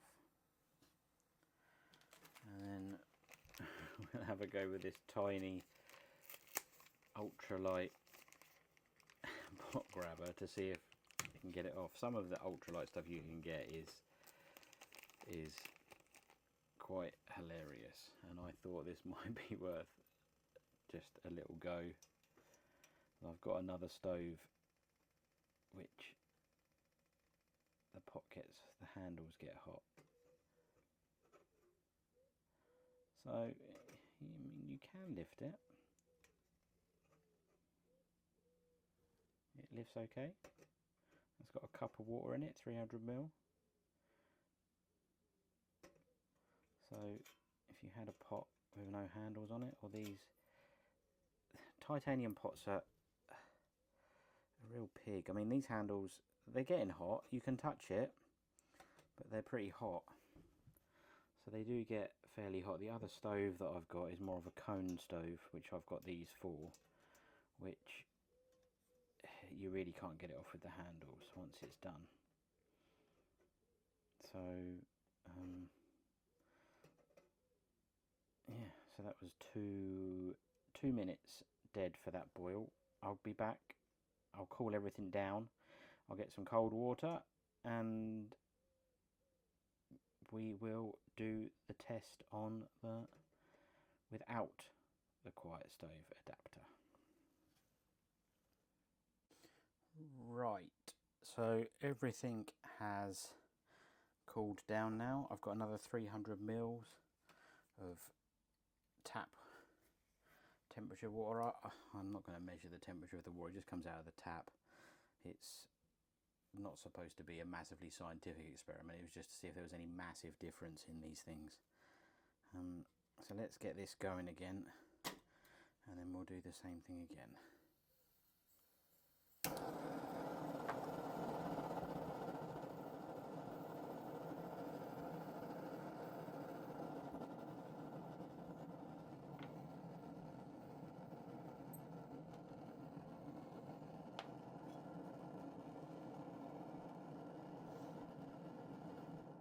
Get this down low,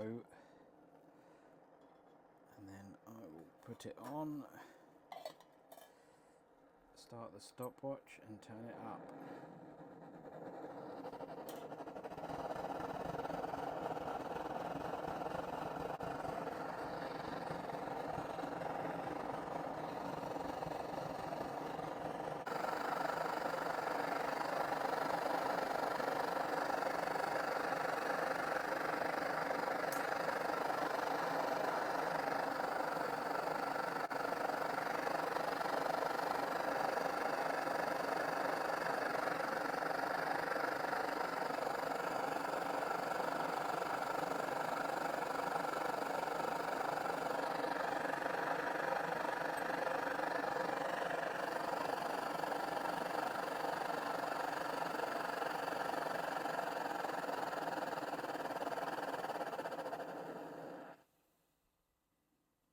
So that was about 2 minutes and 13 seconds. I think I might have stopped the watch a little bit soon before it got to a full rolling boil. So 2 minutes 15, 2 minutes 20.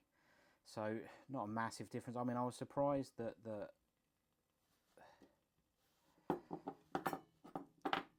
Quietstove adapter was quicker. I thought this would be quicker, but I do like the way the Quietstove burns, so I do believe it burns. There's a lot more flame escaping around the side. I'm not completely convinced that my stove is running that great as normal. It seems to be sputtering a lot, but I mean, it's a stove, there's not many moving parts on it. Again, we use our tiny,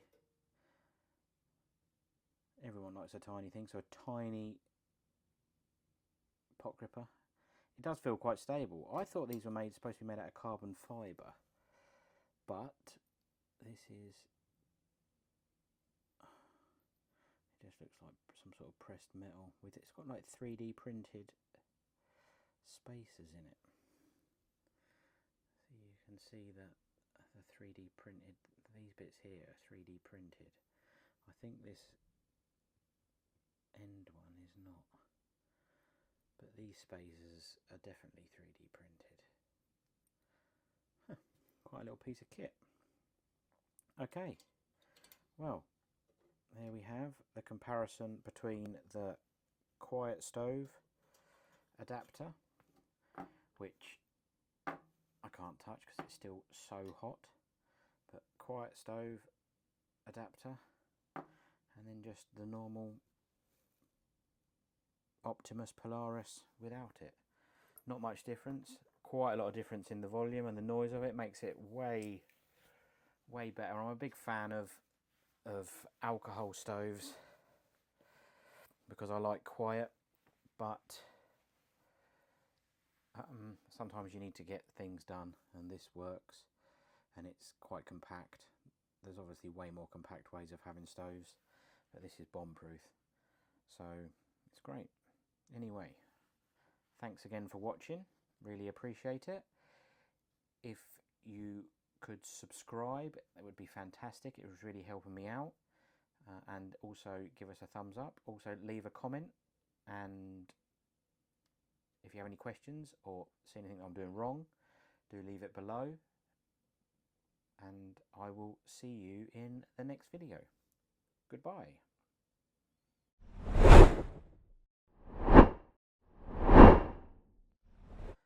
Hello and welcome back to the shed. Today we are going to be taking a look at Zenbivy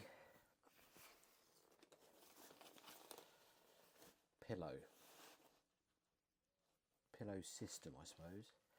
It comprises of 3 parts. You have got the soft top pillowcase cover,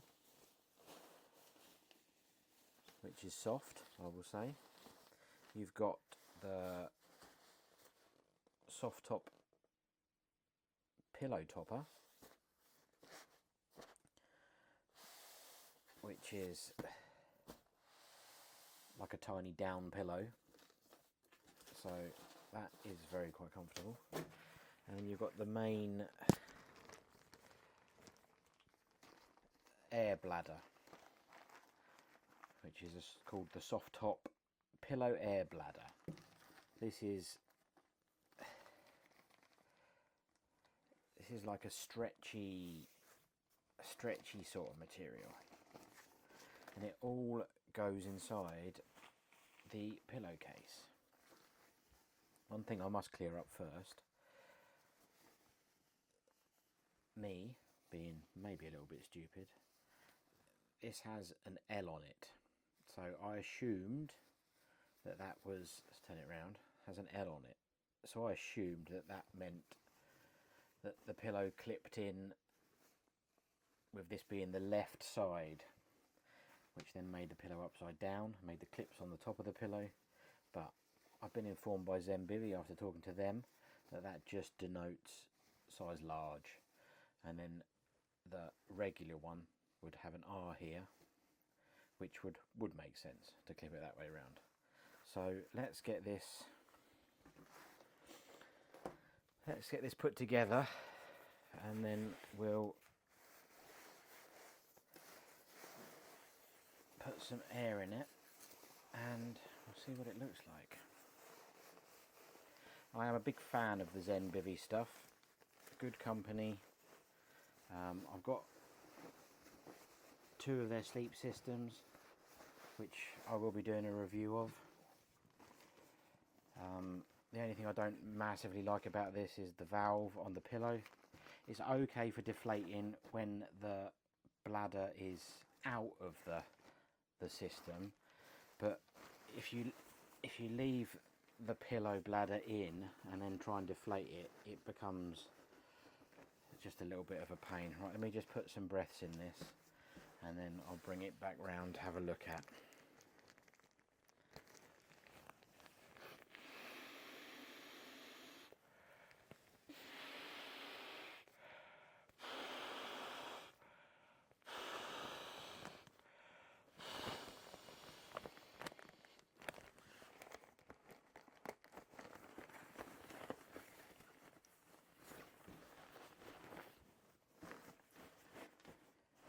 So that was 5 of my breaths to get that done up. But this pillow is possibly one of the most comfy pillows I've used for camping. It's better than a lot. I've got a Nemo pillow, I think it's a Nemo, which is quite which was my favourite pillow until now. But this one is really something else. And then if you are lucky enough to be able to afford the Zenbivy sleep system with the blanket, this clips in to the hood, which I'll show in another video when I do a full sleep system. But it's like a pillow from home, and you can fill it up as much or as little as you want. Again, the valve is not my top favourite thing, but it is a lay flat valve, so it's not causing you any issues. So the pillow topper is a really nice material. I'm not sure what material that is. Let me have a look, see if I can find what that is.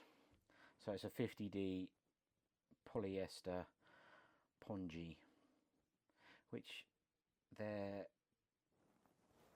they've got in the new sleeping bags, this So it's the same stuff that they're using on the inners of the new sleeping bags that have come up. So it sort of goes well with the whole thing. Let me take the air out of it, and I'll just weigh the whole thing so we can get a practical weight of the whole thing. The pillow itself is 46 centimeters wide by 28 centimeters wide and 13 centimeters high. That obviously depends on how you're doing it. That's for the large size. In inches, that's 18 by 11 by 5. So it's quite a substantial size for a pillow, which is always nice. If I try and get this air out of it, then I'll weigh the whole thing.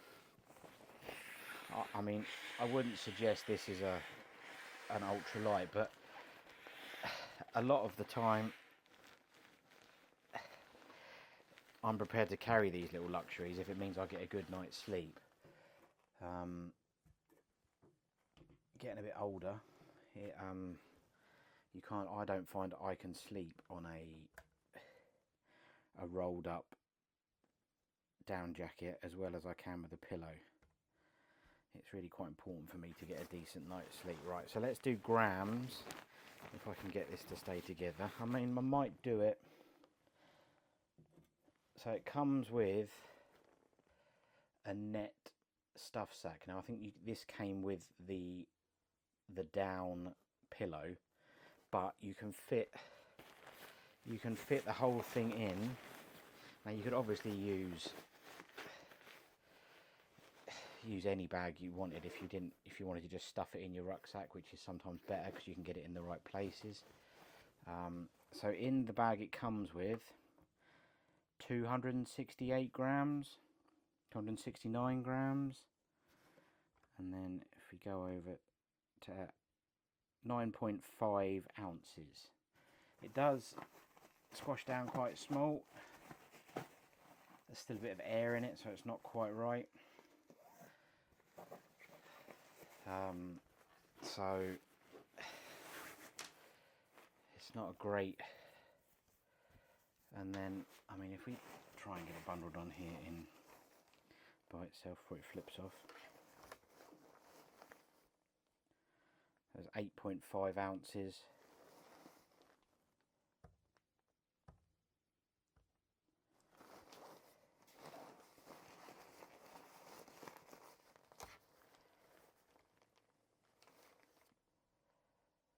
$241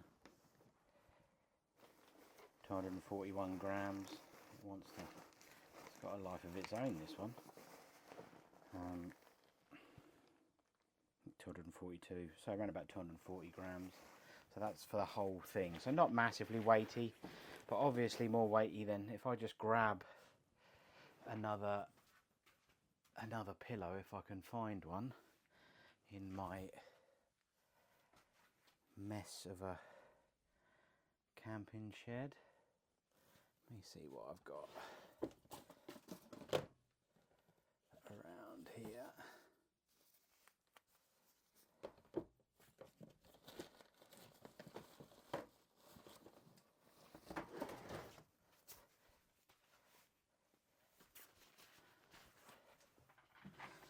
So we've got the classic Trekology pillow, which lots of people like. That one in itself, that's 170 grams, so it's quite a bit lighter. And then Sea Summit Aeros pillow premium, so this is the bigger one, that is 180 grams. So it's a bit heavier than some of the other ones, but you do get quite a bit more comfort. If you've liked that video, please do subscribe and give us a thumbs up. If you've got any comments or questions, do leave them below. I'm always happy to answer stuff. Thanks for watching, and goodbye.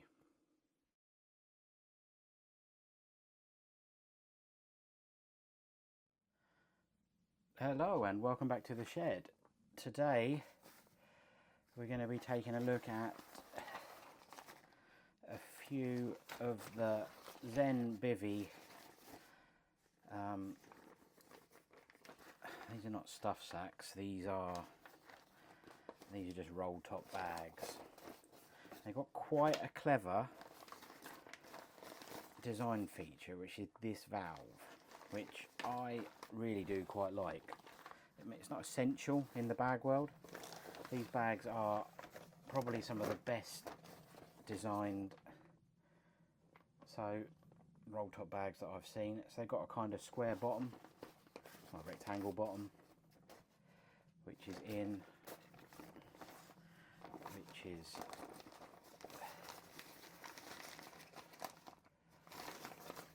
it's very well, the join on it is quite great. It's got a kind of frosted window that you can see through. I've got some different sizes here. I'll give them some measures.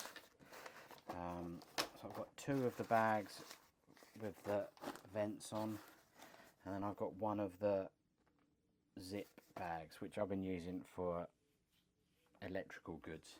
It does quite well with that. I've been putting batteries, so I've got a couple of batteries going in there. I've got this new battery, which I'm going to do some power tests on. This is a new 2500 milliamp hour battery, which is the same as this, but in size, in milliamp hour size. This is an Anchor battery.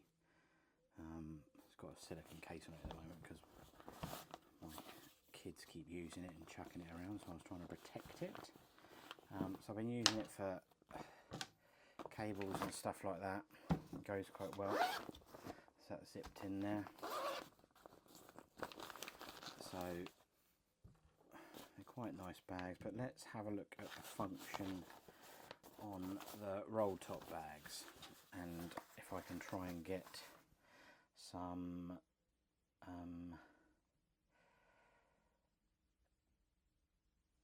details up for them. So you've got zip sack is the green one, and then we've got the, so they're called the Ditty Dry bags, these ones. You've got a 3 litre and a 5 litre. So what I'll do is I'll keep on brand and put the Zenbivy pillow in and show you how these work with the air release valve. Now they do make, I don't know whether it was when I was doing the sleeping bag, but they make a funny noise. It probably won't do it now, but I thought the cat was trapped somewhere, which I thought was quite hilarious. So it may just have been because of the sleeping bag I was trying to squeeze in. So roll the top down and then no, there's the noise. I thought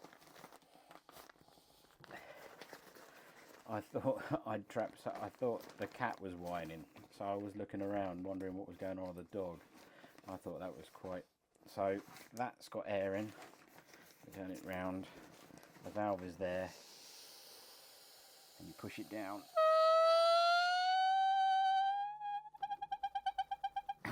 Makes that funny noise, which I'm not sure why they do that, but then they stay fairly compressed,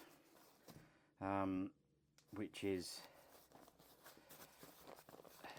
good. I mean, not lots of people use bags in there. A bit more noise, but you can just keep squeezing it down and then it stays. I mean, I may need to have rolled that a bit better at the top, but they just stay where they're at. So they're quite good for putting clothes in you want to keep dry. Make funny noises for the kids. If we try the bigger bag now, and see how this one's quite a lot larger. So let's get that pillow in there, and then we'll try and make sure that we get some clear rolls on this, to just make sure that going to stay vacuumed shut. So again, we'll take the air out of this one and close the lid, and then I'll try just squeezing it down more. Same noise.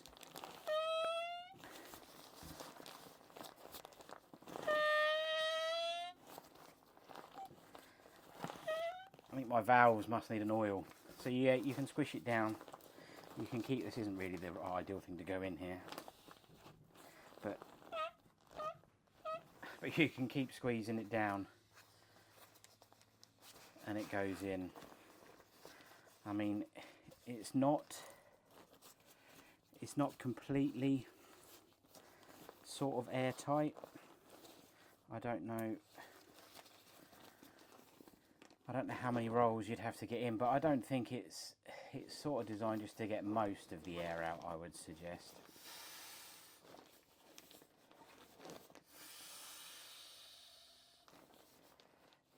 So I suppose we do it a little bit neater and then fold that in. I mean, it's a fairly neat package, and then that's dry and can be packed fairly well.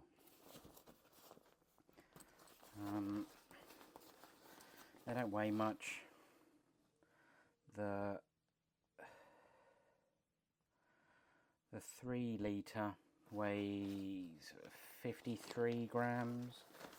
So this blue one weighs 53 grams. So again, not the lightest if you're looking for that sort of thing, but lightweight people don't use these sorts of things. So I mean, again, I use them in day to day, taking stuff out. If we're going walking with the kids and stuff, we can put things in it, put extra clothes in it, get them down nice and tight. Kids always need extra clothes, so it works well for that. The 5 litre is 65 grams, 2.3 ounces. The 3 litre is 1.9 ounces. Let's just measure them so we can see the dimensions. Sometimes a bit easier, depends where we're measuring it from. So if I find my tape measure on here, so for this 5 litre is about,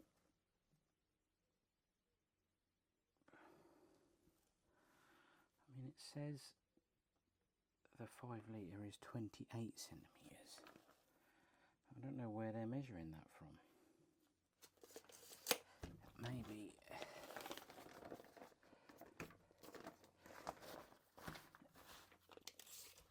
it's about 37 across there, 15 inches. And then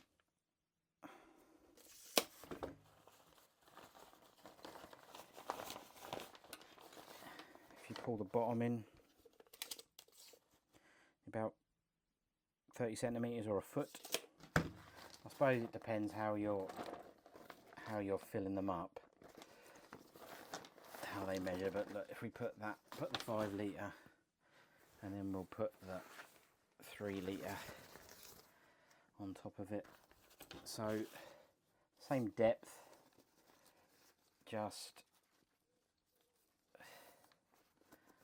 a bit smaller that way. The top's a nice silicone-y rubber with a hard piece of strap inside it, I imagine. Top here, nice silicone rubber. So they're quite good. And then the Ditty zip bag that I've got is 36 centimetres, 14 inches by about 24 centimetres by about 9.5. It's very flat, but again, super sturdy material. I can't see there being too many problems with that. The zip The zip is unbranded. I can't see a brand on the zip, so not sure who makes that. So I can't say whether that's YKK or not. Feels like a good zip though. But all in all, a couple of really decent bags. The air vent system is quite good, even if it does make a squeaky noise. I quite like it. But yeah, if you've enjoyed this video, please do like and subscribe. And if you have any comments, do leave them down below. And as always, thanks for watching and see you in the next video.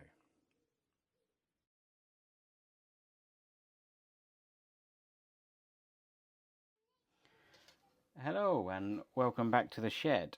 Today I am going to be reviewing, or taking a look at least, the Wildside Adventure FL700. Now I got this in a Kickstarter about 6 months ago.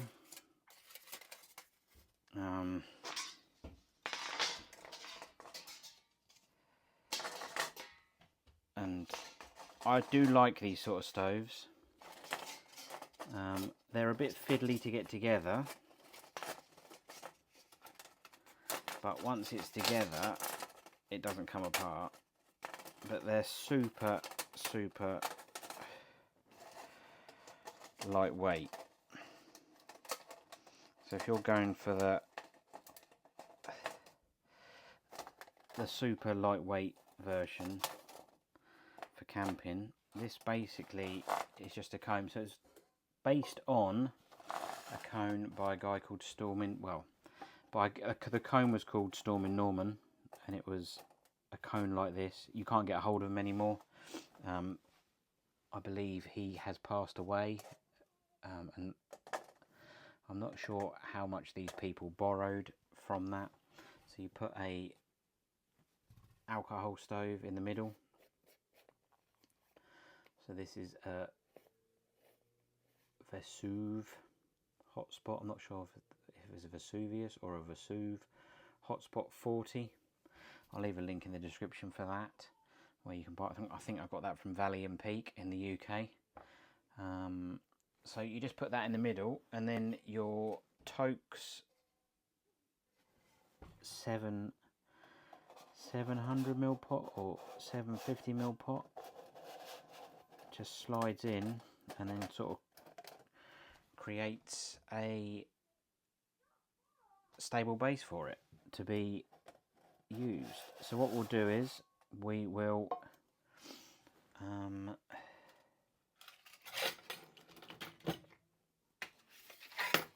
put down a base for it. We will get this, I think it's got some bioethanol in it. I'll just top it up a little bit, and then we'll just boil some water in it, and then we'll empty it out and pack it away inside the bit of silver foil seen bad days. Yeah, so let me just put a little, I mean, I think it's got some in it, but we'll just put a little smidge more in. So that's just bioethanol. May be able to hear my kids in the background arguing in the garden over football, I think. Okay, right, so let's get this lit,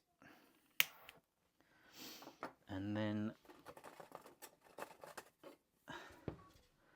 I'll pop that over. So this is the windshield. It works really well. I've used it out and about when camping. It's super lightweight kit. What I'll do is I'll put the weight of it all in the screen below now, and then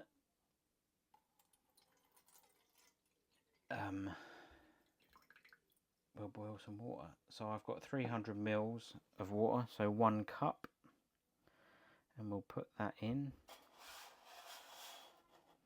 like so, and then I'll start my stopwatch so we can have a rough idea of what it is. This is not really a boil test, but we can just see how long it's going to take. So we'll add about 10 seconds at the end, but it's an alcohol stove, they take forever. So what I'll do is I will come back when we start to get some bubbling action. Right, well, that never actually boiled. We were going for 8 minutes and odd, and the reason was operator error. I didn't put enough fuel in my stove. I thought there was more in there than there was. So what I will do is I'll get it all set up again. I'll put some more fuel in it. I'll let it cool down, and then I'll come back and we'll start that again, and then hopefully get a boil out of it. Right, so let's start again. Let me fill this up properly. There we go. That looks fairly full now. We'll light it.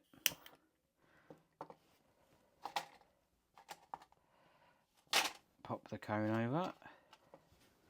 A better flame now, and we've got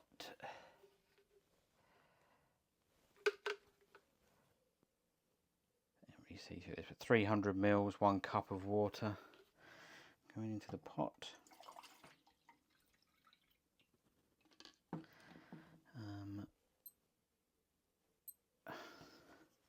I'll pop this in, and then we will start the stopwatch, and then I will be back this time when it starts to boil. Right, we're starting to show signs of a boil. About 4 minutes and 16 seconds. So make sure you use enough fuel in the stove if you're going to do it. I mean, here we go. We're about 4.5 minutes and we've got a boil. So not much longer than some of the other stoves, which, you know, unless you're talking about jet boils and stuff like that. But these do get there. So the joy with them is, if you listen, pure silence, which is bliss. I do love an alcohol stove because they are just so blissful.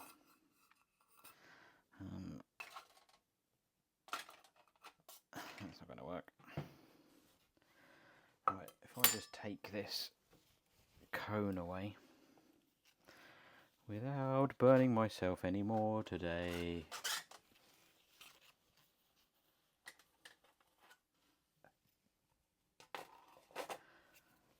There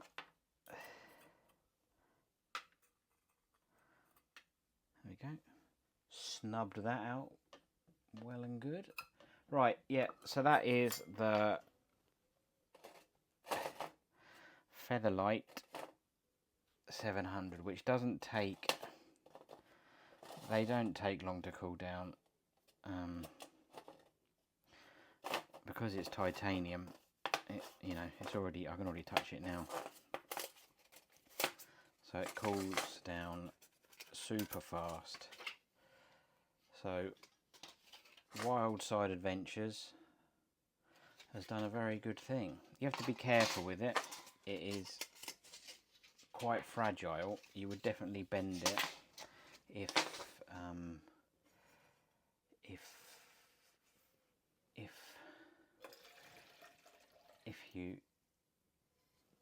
if you weren't careful with it, but it all fits very neatly inside the pot. Stove is, so these are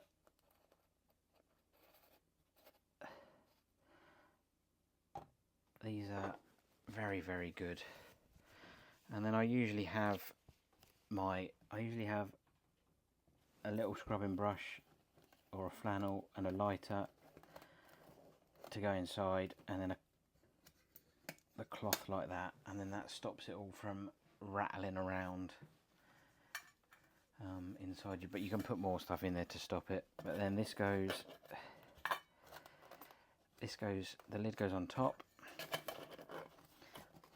and you've got a very tiny cook set, which will see you for most things, cup of teas up to rehydrating meals with some water. You can eat, you cooking in a titanium pot is always a bit of a nightmare because everything burns. I haven't found a way of doing it yet. I am going to experiment some ways of doing it. Boiling the bag's pretty good, but if you're trying to get away from plastics, then that's not very good. You can do boiling the bag rice in this. I've done that before, but it depends what your lifestyle is. If you're trying to avoid microplastics, then I don't believe that boiling the bag stuff is that great. But other than that, I think that's it for this video. If you've got any questions or comments, please leave them below. If you've liked the video, I would love for you to subscribe and see more of my videos. I've got a lot more coming up with different bits and pieces, and a thumbs up would be nice, a like would be nice. Anyway, that's great, and I will see you next time.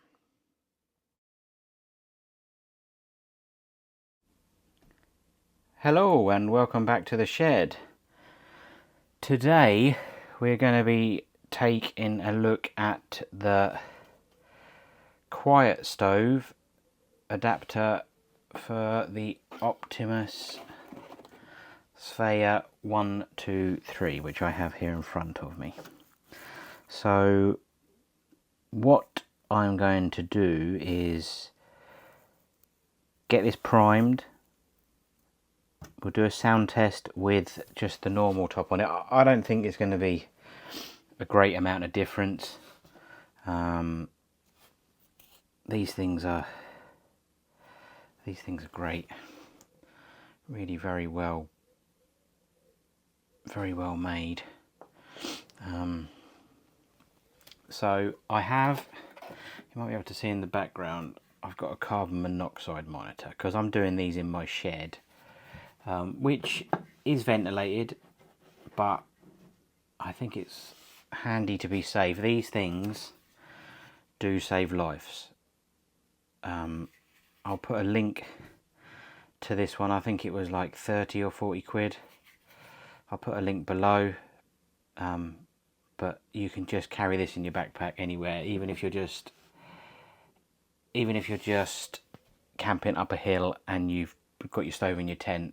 There's no harm in just having one of these in your tent. People die in tents. We use it a lot for hot tent camping when we do hot tent camping in the winter. Never had one budge above 0 when we're doing that, unless you get a bit, but no, not at all actually, come to think about it. Hot tents are you know, safe used in the right format, as long as your stove's okay, as long as your chimney's going out, as long as there's no smoke coming into the actual tent. As soon as you've got smoke coming in, then you've got a big problem. But if your chimney's venting okay, it's just sucking air from the inside into the stove and then out through the top. Fairly safe. But if you're taking your kids with you, why would you not take a monitor for just camping, even just for yourself? Just for peace of mind. They cost nothing when it's down to saving lives. Anyway, I didn't mean for this to be a public service announcement about CO2 monitors or carbon monoxide monitors. So I'm going to put a little bit of methylated spirits in this today, just to help speed things up a bit, rather than doing the hand trick like I did on the last one.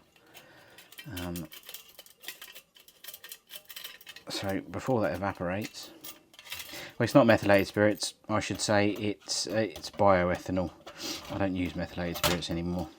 I like the smell of methylated spirits burning. It brings back lovely memories of being a scout and a cub the smell of those on Trangia cookers and stuff like that it just takes me straight back to being a scout. So let's see if we can get this warmed up. Make sure we're not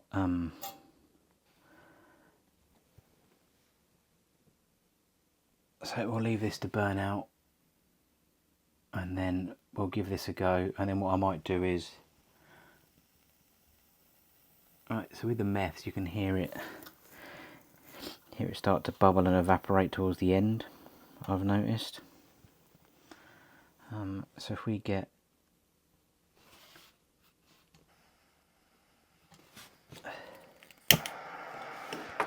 this going now,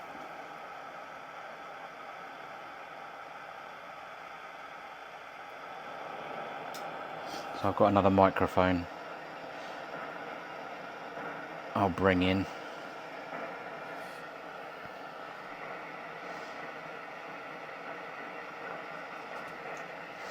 And then I'm just going to place that closer to the stove.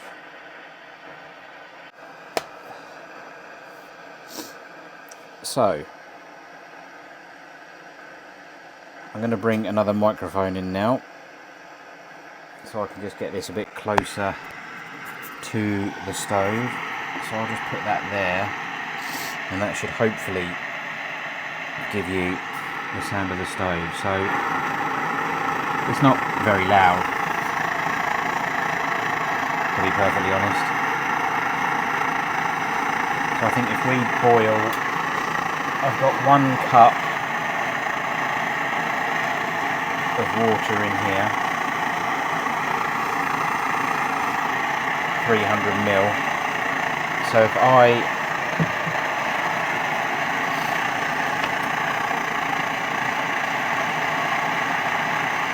put this on, I will do it without a lid on it, because then I can see it. I'll do both of them without a lid on it. So this is a boil test for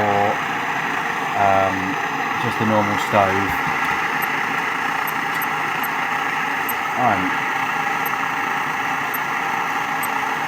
Right, there we go. I missed a few seconds at the start by operator error. If I remove this microphone now, you might be able to hear me. So there we go. What I'll do is I'll carry on with this, and then I'll bring you back just when it starts to boil.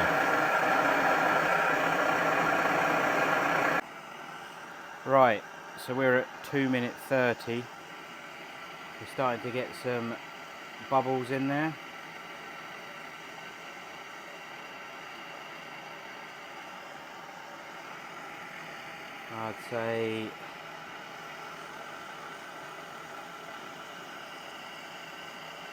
I'd say we're boiling now. So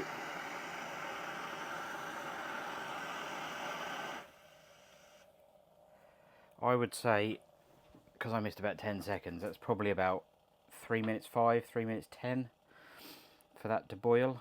So what I'll do is I'll wait for all this to cool down, and then I will put the silent stove adapter on, and we can then test that version out. I will be back in just a jiffy. Right, so welcome back. I've changed things over, and let's do the silent stove noise comparison. So I've got the other mic next to it in about the same position. Let's see if we can get this, see if this still has pressure in it. I think it does. There we go. No, it's a bit cold.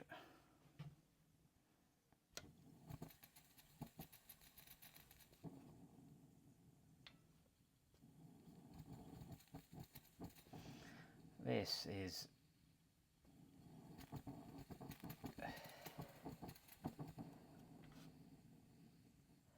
I think this is maybe because I didn't... Let's just leave it there for a little bit, see if it... I would suggest not doing this in a tent.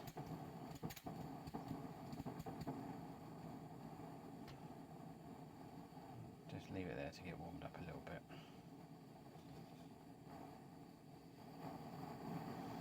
There we go. Oh no, still not quite.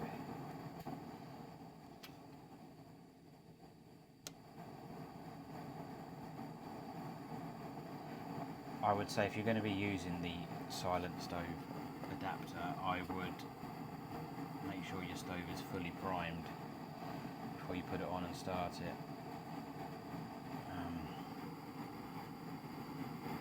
Because even now it's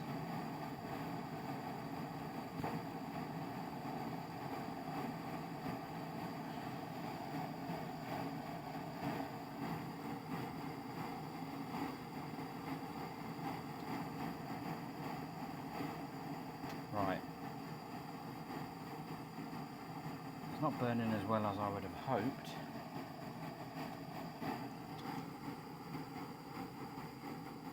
Let's just try turning it off.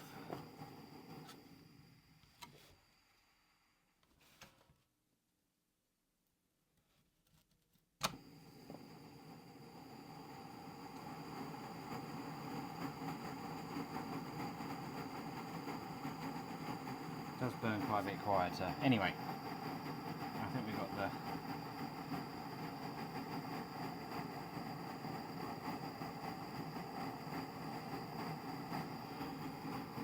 gist of that.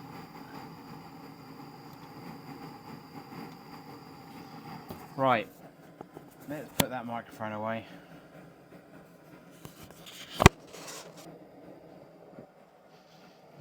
And then let's, so we've got 3 minutes and 5 seconds for the last one.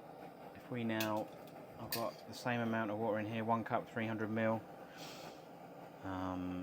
Right, put this on and start the stopwatch. I will be back when it starts to get near boiling. Right, so we're at the 2 minute 13 and it's already starting to boil.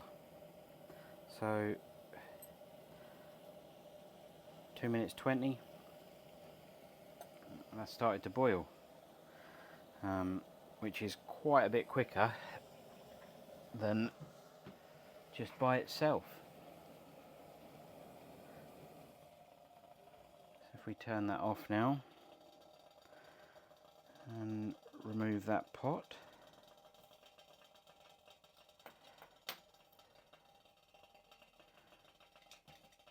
these handles stay nice and cold, so you can still operate the stove, still take the pot off whilst you after you've finished cooking with it. But that's quite good. I mean, that's almost a minute faster to boil, so 2/3 of the time to boil some water. I might do some more scientific testing because this is only very very rudimental stuff. I might do some with a thermometer just to check the water. Let me know in the comments below if you want to see something that's a bit more scientific. If not, I hope you enjoyed the video. I can make more videos about this stove if anyone's interested. But as always, thanks for watching. Do give us a subscribe and a like, and I'll see you in the next video. Goodbye.